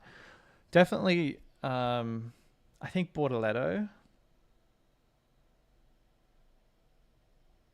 I mean, what's wrong with just making one transfer, just putting in Hulkenberg and taking out Alonso? Think of it this way, if you've got 3 transfers and you're taking out Alonso, I almost think Alonso's a transfer back into your team next weekend because he will go up in price after Austria, assuming he doesn't DNF. So my thought process there would be, why not just roll one transfer, take out Alonso this week for Hulkenberg, because Alonso won't gain and Hulkenberg will gain, and then you have 3 transfers next week. You could move Alonso back in as opposed to 2 where you might need it for a constructor swap or something like that. Just my thoughts. Stephanie is asking, or is saying, she's running Bortoletto and Colapinto. What do you think is the better option? Option 1, swap both rookies for Alonso and Hulkenberg. Swap one driver, likely Hulkenberg, and save a 3rd transfer for the next race. That's probably option 2, what I'm going to be doing. So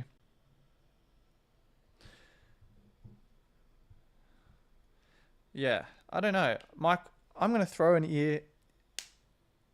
Hopefully I can hook up this. There we go. So I've got the old FP3, pre-show thing in my ear, so I can listen to Laura, David, and Lawrence talk. Hakon Magnussen, I remember you from the fantasy formula streams last year. Huge Terry fan, if I'm not mistaken. Hope you're doing well. Vincente is aligned to option 1. I don't have the 3 transfers available to swap to Colapinto, so I'm thinking of swapping Red Bull into Ferrari and Alonso to Lawson. I think they're sound trades, Vincent. Got Sainz and Colapinto on my team right now. Which one of them would you change for Hulkenberg? I want to say Colapinto, but I just think on the budget builder. So I'm going to.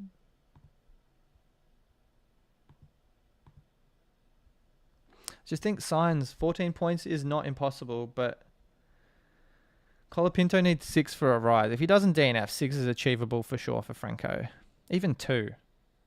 He'll be qualifying dead last, so he just has to gain a few positions and he's sweet.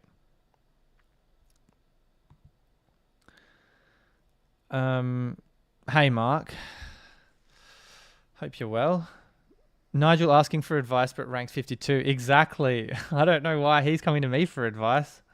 I should be going to him for advice. Good point, Nina. Uzera is saying, great question as well. When do you think it'll be time to carry less back markers and spend some of the saved up budget? I think that narrative will start to shift in the next couple of weeks. It's just that there's no... When you look at the Sonodas, the Albons, the Sainzes, they've all been... We're kind of in this weird limbo, right? So we've got these assets that are between, 8 and 13 million, Sainz, Sonoda, Albon, even Ocon at 7.5, in this weird middle ground where we can't afford, we can afford them, but they're not viable because they've all had DNFs lately, so they're naturally not attractive for building budget. But at the same time, we can't yet actually afford 2 premium drivers with our 2 premium constructors. So we're kind of in this holding pattern for at least a few weeks until we can build up enough budget to get in a Kimi Antonelli or a George Russell. Is that happening in the next... I'd say it probably won't happen before summer for most people. I've seen teams with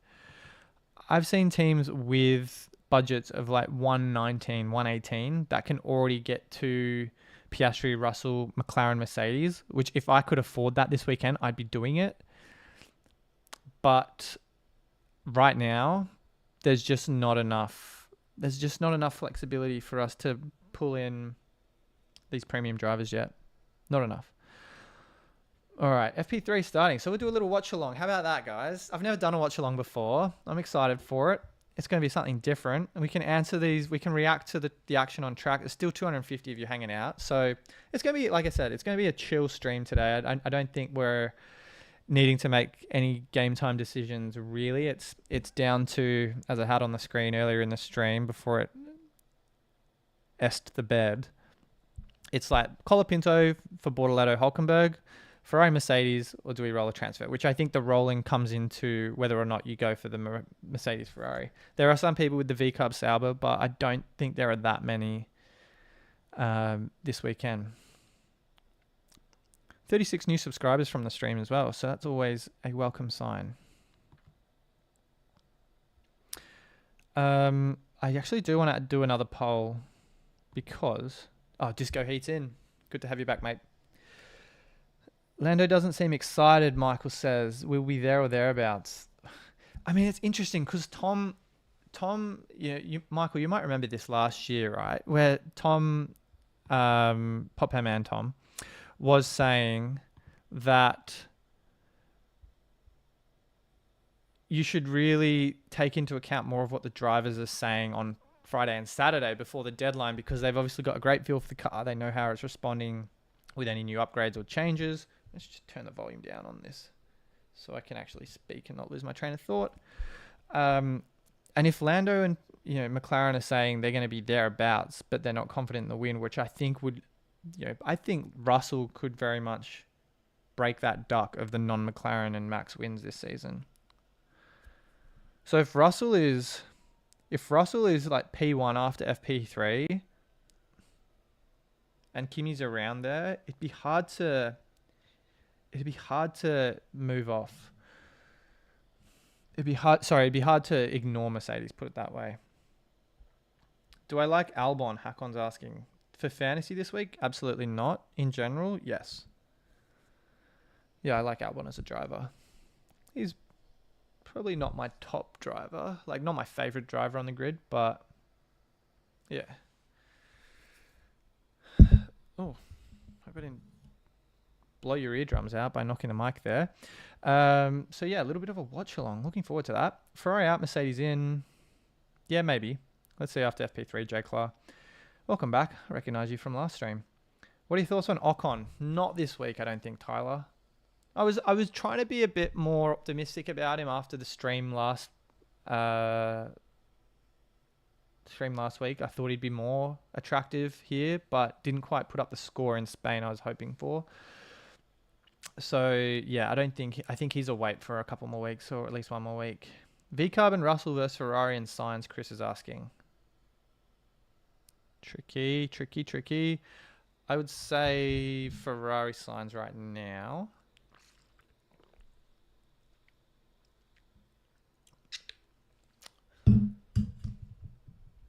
I would say Ferrari and Sainz right now.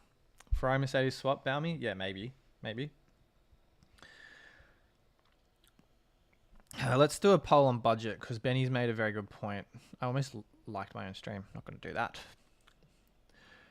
And it's kind of... Someone might have been Rain, actually. Start a poll. Do a budget poll. What's your current budget? 128 likes on the stream, guys. Throw a like if you're enjoying what you're seeing today, or don't. Doesn't bother me. What's your budget in F1 Fantasy? I'll just do a few ranges. How many can I do? 4, I'm guessing. I can do 5? I can do 4. Let's think. Between 100 and, let's say less than 107, then 107 to 110 million, 107 to 111, then 111 to 115 million, and then greater than 115 million. Start poll.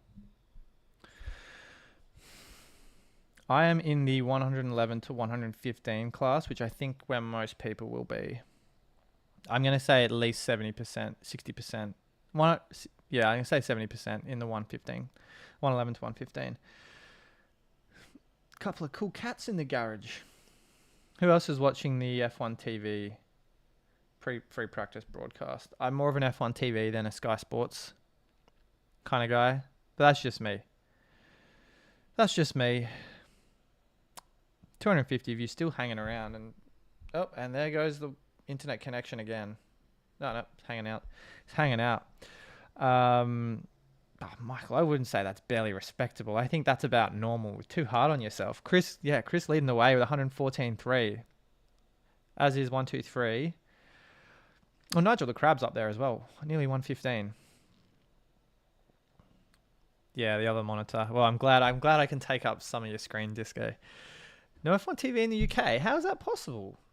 Or maybe is it? Oh, you're right. It's not available in the UK. I don't think it is. Because I remember when I went to London last year, I tried to watch the race on my F1 TV subscription and I couldn't. So I was a bit annoyed by that. 111, yeah, a lot of 112s, 111s. Kimichi 112, Trelac 111, Nigel the Crab. What a name. Honestly, what a name.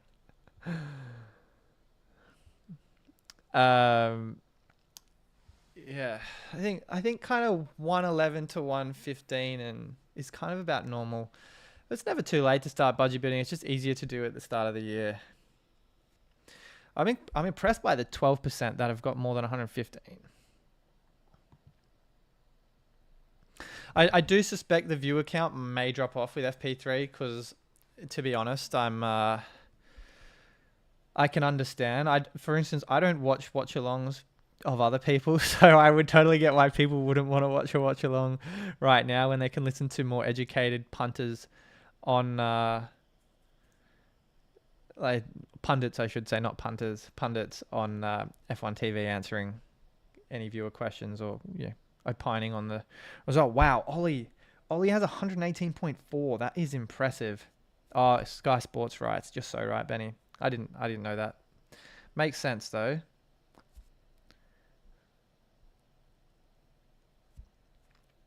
So yeah, we're 57 minutes into FP3 and not a single car on track that I can see. Loves Jolion and Jax. Alex Jakes, yeah, I love Alex Jakes. I think he's so good as a commentator. It also means you don't have to listen to Danica Patrick. I just don't find her the most informative, even though she only features on some broadcasts for some races. Wouldn't it be funny if no cars went out on track today? That won't happen, obviously. But no one's out. You're right, Michael. Only Now TV and Sky Sports in the UK. It's such a pain. Yeah, and I know that's the same Drakowson with the Premier League rights as well, if I'm not mistaken, that you can only watch, 3 games a week or something? It's kind of crazy. You can, of the 10 football games in the UK, there's obviously limitations over what you can watch, which is, I get to kind of encourage more ticket sales to the games, but not everyone can afford the tickets. And half of the stadiums for the Premier League are membership only, aren't they? So yeah, I don't know if I love that. Yeah, Ruth's great, isn't she?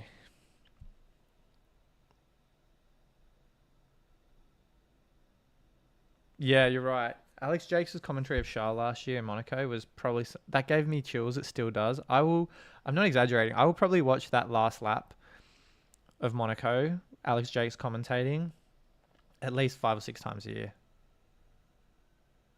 Yeah, Australia's so much better for streaming, isn't it? KO's unbelievably good. I think KO has most. Oh, I guess you've got Optus. Oh yeah, Optus Sport for the Premier League, right? Which is so good. Yeah, I miss that. I will say though, like making the sacrifice of not being able to use KO and Optus Sport in Australia, but being on a slightly better time zone for sports in the Northern Hemisphere does make a difference. We got our first driver on track, Lance Stroll. Honestly, what's the time now? It's 12:30 where I am. 1:30. 2:30. I just need to make sure I have to be somewhere, but it's not a fixed time.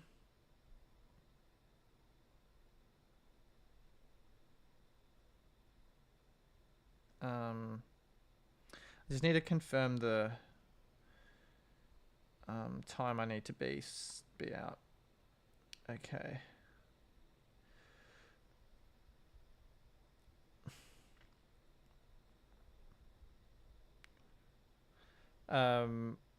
Just confirming.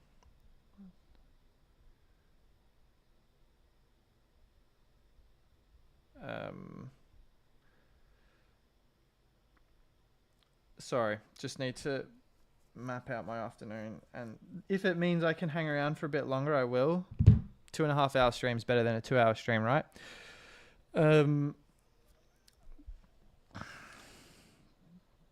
To encourage people to, exactly right. Yeah, go watch local football teams. Totally get that though, Ollie. Totally get that. So why don't we we'll throw up I tell you what we should do is we should throw up the timing charts for FP3. I'm assuming yeah, join live. We'll throw that up. Then we can wait, get the live timing? Launch live timing. Thing is, I always find that the live timing updates 20 seconds before my broadcast does. So you end up seeing purple sectors on track before the drivers even completed that sector. Anywho. But yeah, we'll do a little, we'll deviate between this tab and then the budget builder and my F1 fantasy team, just to, discuss what the options are. Colapinto P1, lock it in, stop the count. All right, so Yamil's asking question: if you currently have 3 free transfers, do Bortoleto to Hulkenberg and McLaren, Ferrari for Mercedes? Yeah, I think if you've got 3 this week, Yamil, you may as well use 2 of them, right? You could also forward plan, and I don't know if this is the right week for Alonso. But Michael's obviously saying Charles is not rushing to move out of the garage anytime soon, so it doesn't bode very well.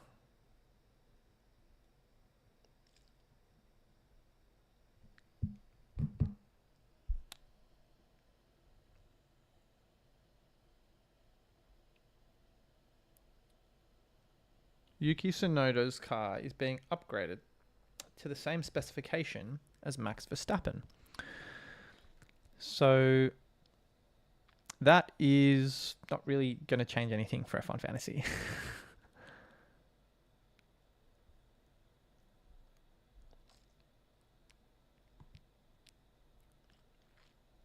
But yeah, let's talk about some teams, shall we? I know I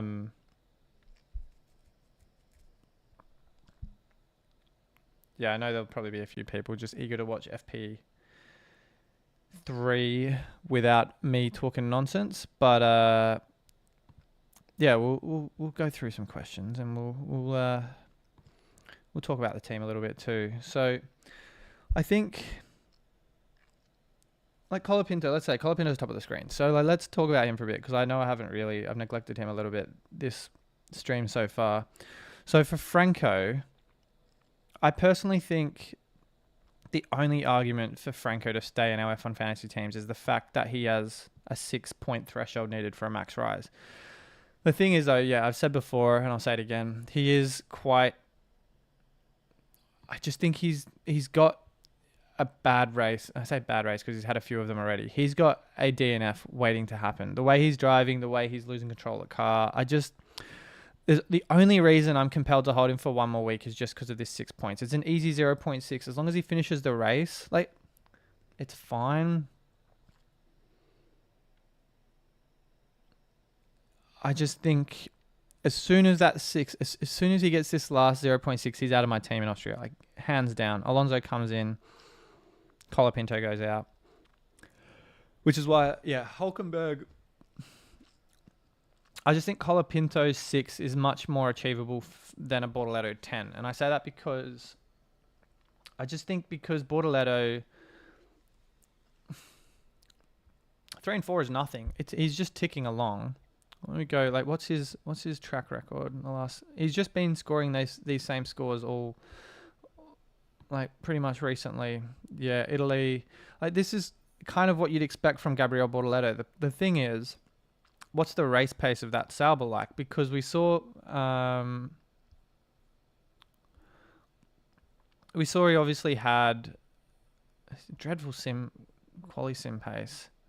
The race pace isn't much better. It's a bit of a toss-up between these three. So I think Bortoleto, the concern I have for him is he qualifies in these new upgrades, P15. He doesn't really have the upside to gain positions and make overtakes if the race pace is dreadful, as opposed to someone like Colapinto, who is just stinking it up at the back. So that's why I'm thinking it's probably Bortoleto make way this week, Colapinto next week for Alonso, hold Hulkenberg for 2 weeks, and then it's, unless Hadjar, Lawson DNF, these two guys aren't going anywhere, and Ferrari, Mercedes is the only other dilemma. So yeah, it's a bit to think about for sure. Marta is asking Alonso versus Colapinto. I think I kind of just answered that, right? I think it's the thing, right? With the budget, we were talking about this before. It's, the budget maybe doesn't have as much of an advantage now when we've got 9 million sitting on the side, but at the same time, like, Alonso's going to be great next week. What's his score? Just making sure I'm sharing the right screen. I am. Good.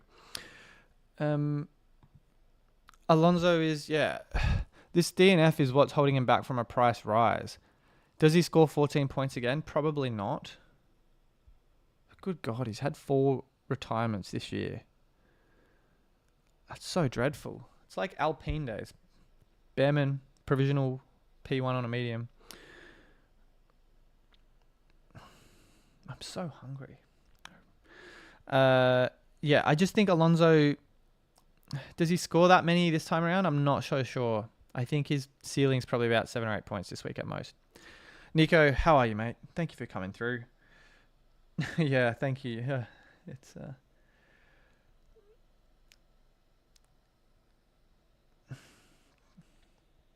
yeah, what exactly? Aaron makes a great point. Like, why not keep Ferrari for an extra week? Have that flexibility.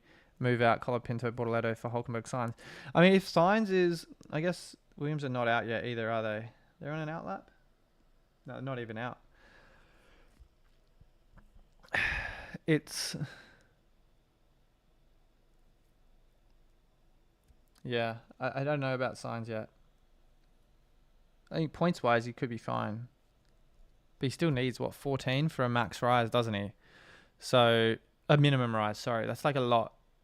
I mean, 14 is probably actually attainable, but do we want to, while there's so few options, would it make sense to just make the most of these guys up here until we do have to move off them? So, yeah. Just a thought. Yeah. Some food for thought. Do you trust Aston that much to sub in Alonso? Oh, sorry, for my team. I don't. Well, not this week. No, I only trust Alonso while he's 4.5. As soon as he kind of hits his ceiling. Oh yeah, I'm watching this now. Disco. Here we go. World champions. Oh my God, Franco.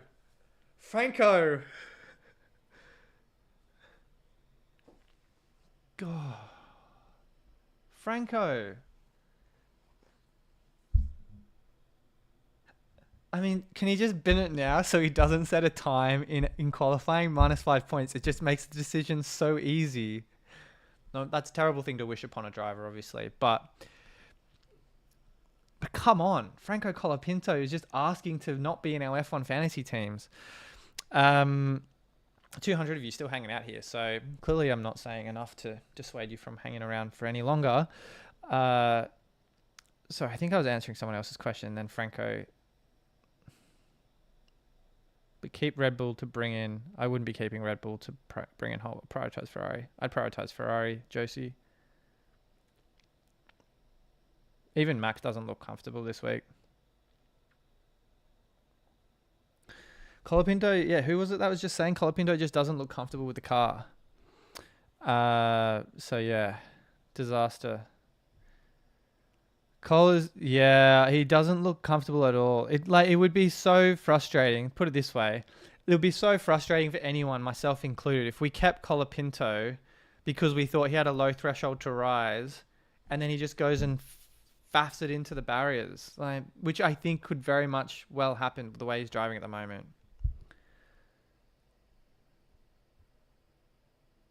I wonder if anyone else has locked in their teams early. I doubt it because we haven't even had FP3. Though I thought Ewan was flying. Did he end up doing another video? I mean, some of you probably better informed than I am. Doesn't look like it. Looks like he's sticking Ferrari. As it stands, at least. Could be wrong. I know he was trying to get a video out before.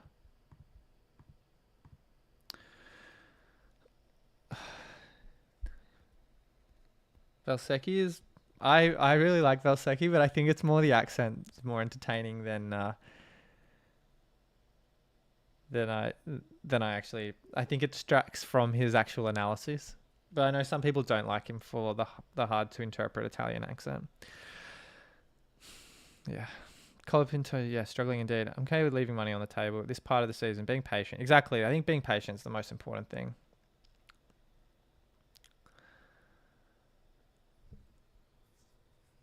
Ferrari disaster last year in Canada and Mercedes is always strong here. What's the thought? Exactly. I think there's an argument for keeping or moving off Ferrari, bringing in Mercedes. Let's see. Charles on a medium. He's just gone fastest. And I don't mind doing the old watch along. I should probably prop it closer so I'm not looking away from everyone. But that's, yeah. So Piastri's on a personal best in Sector 1 and 2.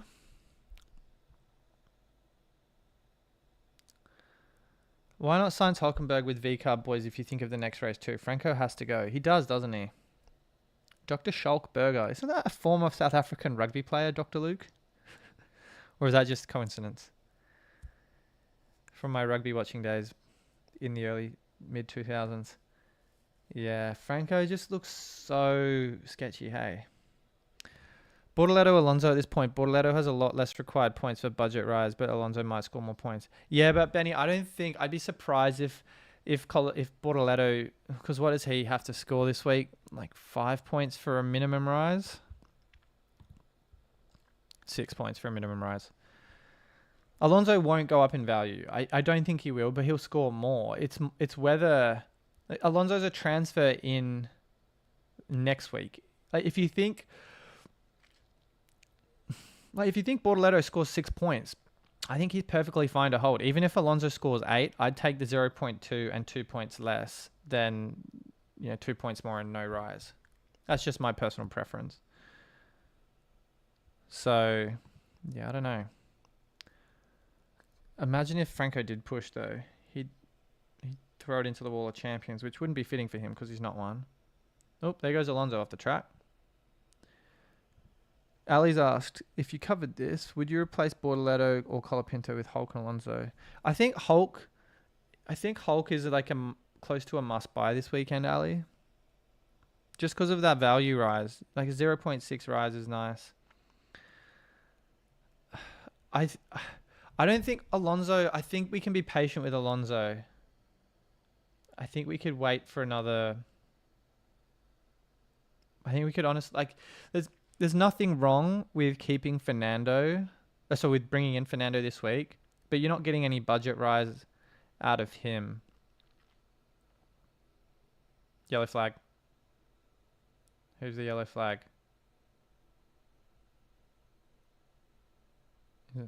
Is it clear racing again? Yeah, track clear.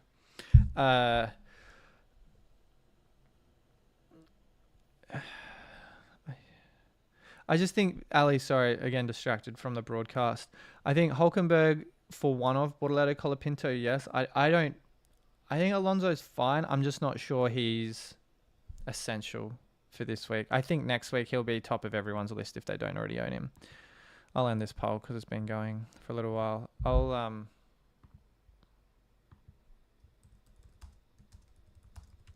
start one more poll. It's probably the last one for the...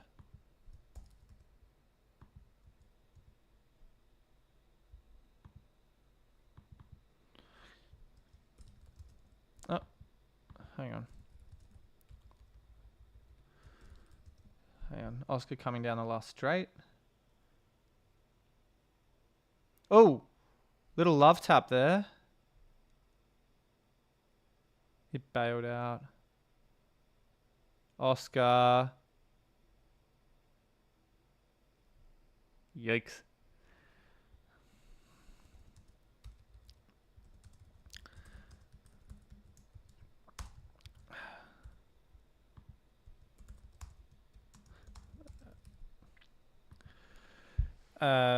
Yeah, that's not good. I think a lot of people get caught out. Puncture?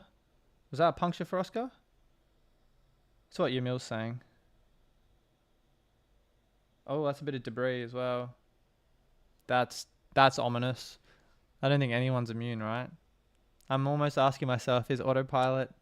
Look, I'd rather have Oscar do it now than do it in the race, put it that way.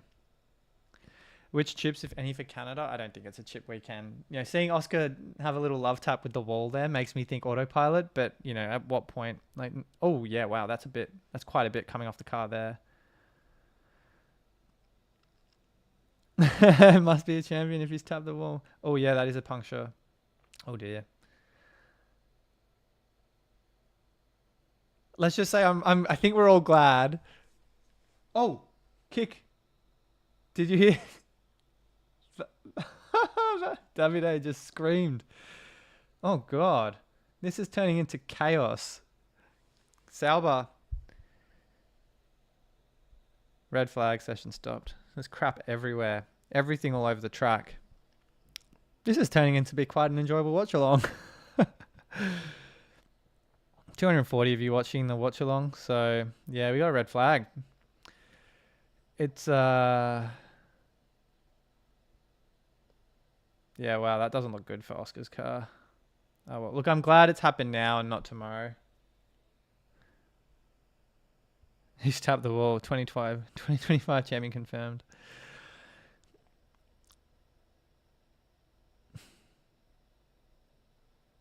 That's funny, Dr. Luke. I do remember Schockberger. Wasn't he a second rower? You were a team doctor for a while for the team, but it would kill you. That's funny, yeah. Wow. That's pretty cool. That's pretty cool, Luke. Is that 27? That's Hulk, right? So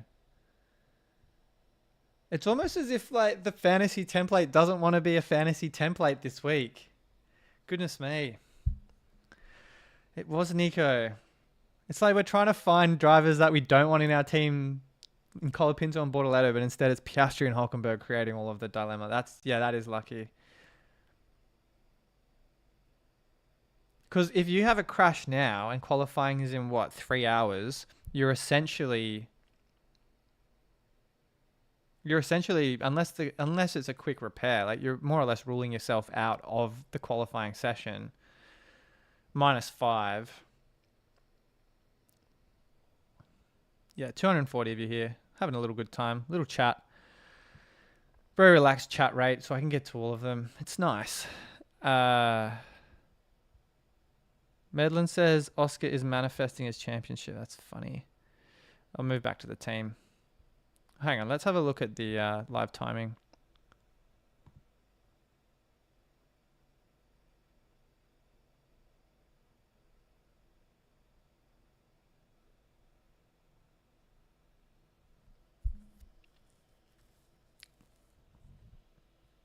We're almost going for 2 hours here.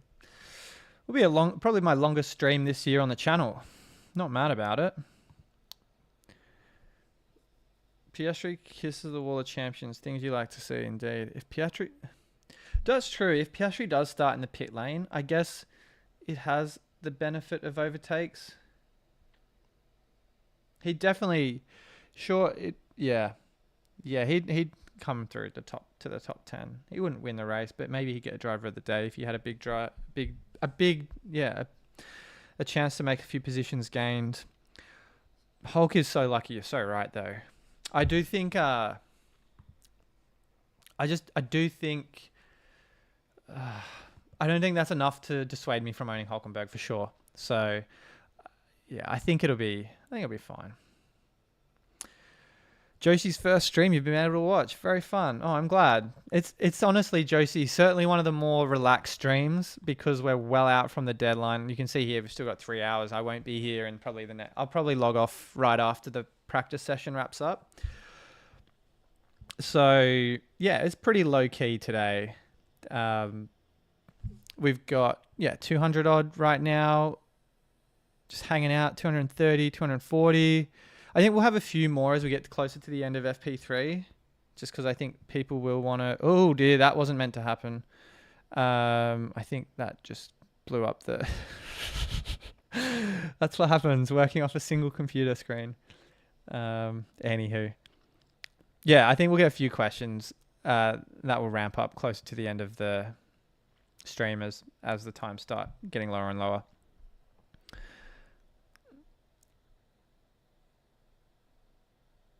Yeah, glad you can drop by that, Josie. Thank you for coming through. Amar has 1.2 left. Piastri, Hulk, Alonso, Lawson, and Hadjar with McLaren, Mercedes. Any thoughts, three changes? No, none. You got all the best B-tier drivers. McLaren, Mercedes. I mean, the only one you'd probably toy with is Mercedes or Ferrari, right?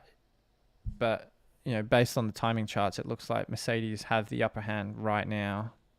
Well, I say based on the last two sessions because neither driver's out.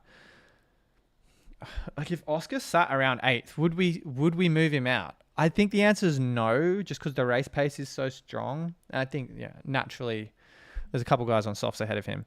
So I think naturally Oscar will probably be in the top 5, but it doesn't look like he's cooking. Or if he's cooking with room temperature. So yeah, not sure yet. It's more or less kind of back to this though, hey.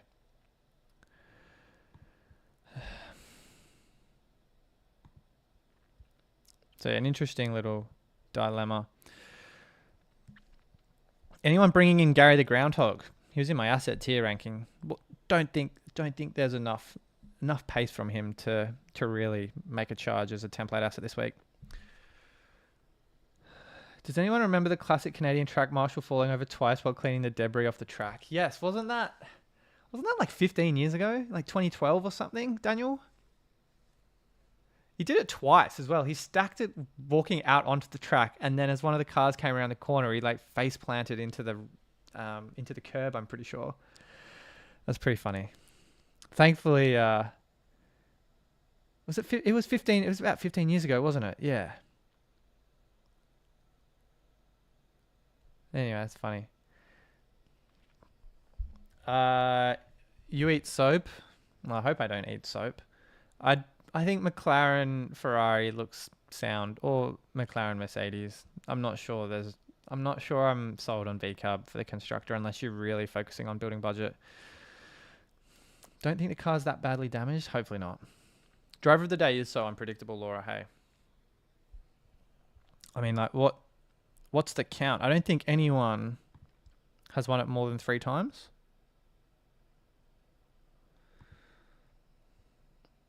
Twice even? Max. Yeah, I was like, I swear Max has won it 3 times. He only won it once last year in Brazil, which is pretty remarkable. Although, hang on.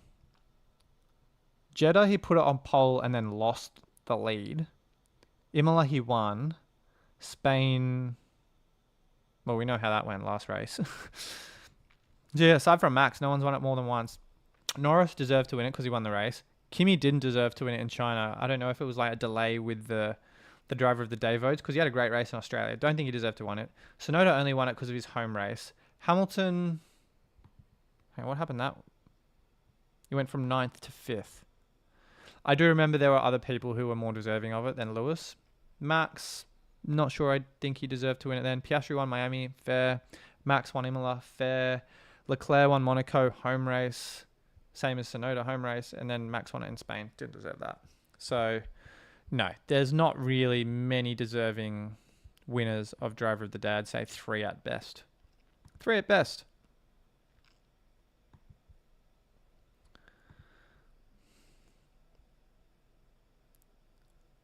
Alonso looking good for a Colapinto replacement. Yeah, and it also means you're not having to make a transfer next week. You kind of set yourself up for that. 240 viewers here, 150 likes on the stream. Not too bad for an early stream on a Saturday. McLaren engineers are like minions. They are, aren't they? I haven't seen any groundhogs, though, this weekend. They haven't really... I mean, I haven't seen all of the practice broadcasts. This is probably the only one I'll see end-to-end. I've seen, like, bits and pieces of the other two, but I haven't seen many groundhogs. It's weird to see McLaren not dominating as they have been. Is that, like, a delayed effect, we think, of the flexi wing adjustments? I mean, Norris is right up there, right?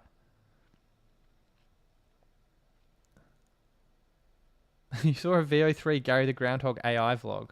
Really? That's funny. That's funny. VO3's taking the world by storm with those Stormtrooper videos and everything like that. Russell on a hot lap. Did I miss that? Or is, what, 3/10 off Charles on a medium? Doesn't feel like a hot lap. Palmer is super hyping George. I mean, do we think Russell's the real deal here? Because everyone who owns, pretty much everyone here could easily afford the Russell McLaren Mercedes, right? And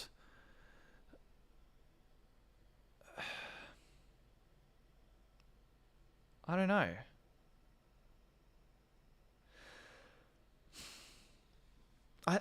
I don't know.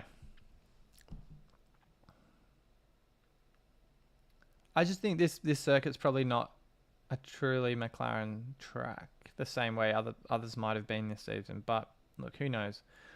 Oscar P12 doesn't feel like it'll be where he is at the end of the session. Amar, oh mate, Amar, ask away. We've got a very chilled chat. Only 200 of us hanging out today. It's not as intense as the the 700-800. I think we had 1,000 for Monaco. This is 200 is chill. I can do 200 and get to almost every question.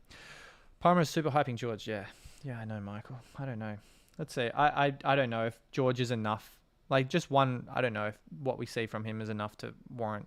I think Mercedes is probably the more logical route for Mercedes coverage.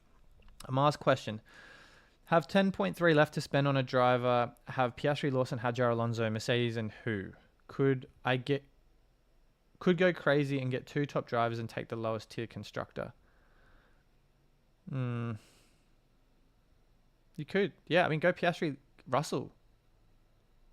And then V-Carb, I guess. Probably V-Carb, Russell, Lamar.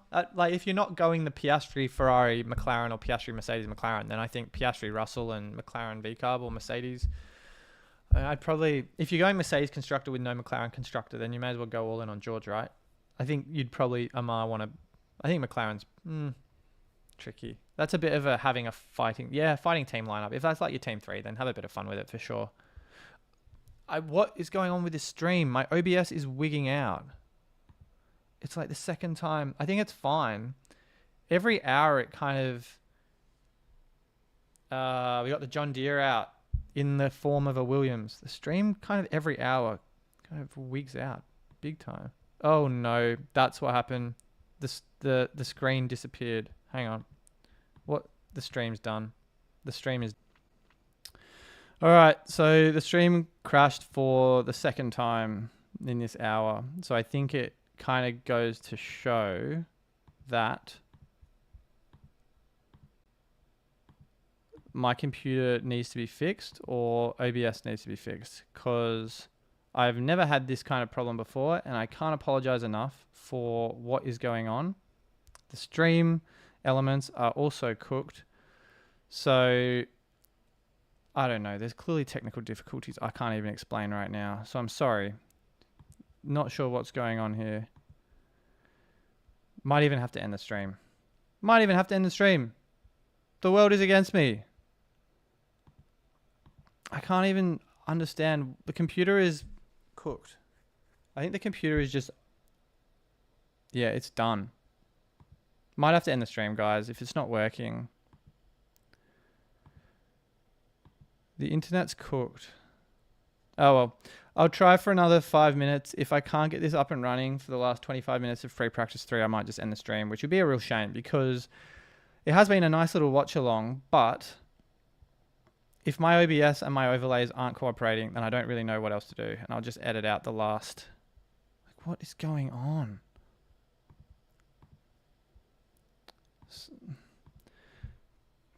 The internet's cooked. Oh, well, I might have to end it here. Because I can't even see the chat. So, yeah, I might call it. Edit it out. It's a shame, but I can't get my broadcast studio up and running. So, for that reason, it might be time to just wrap it up. Probably a sign. Oh, well. All right. I think it's done for the day.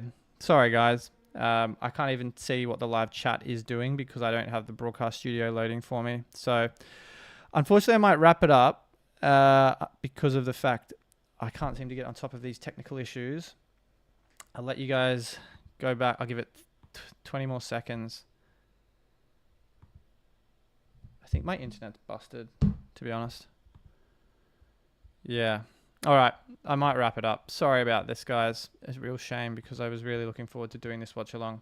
But I'll leave it there.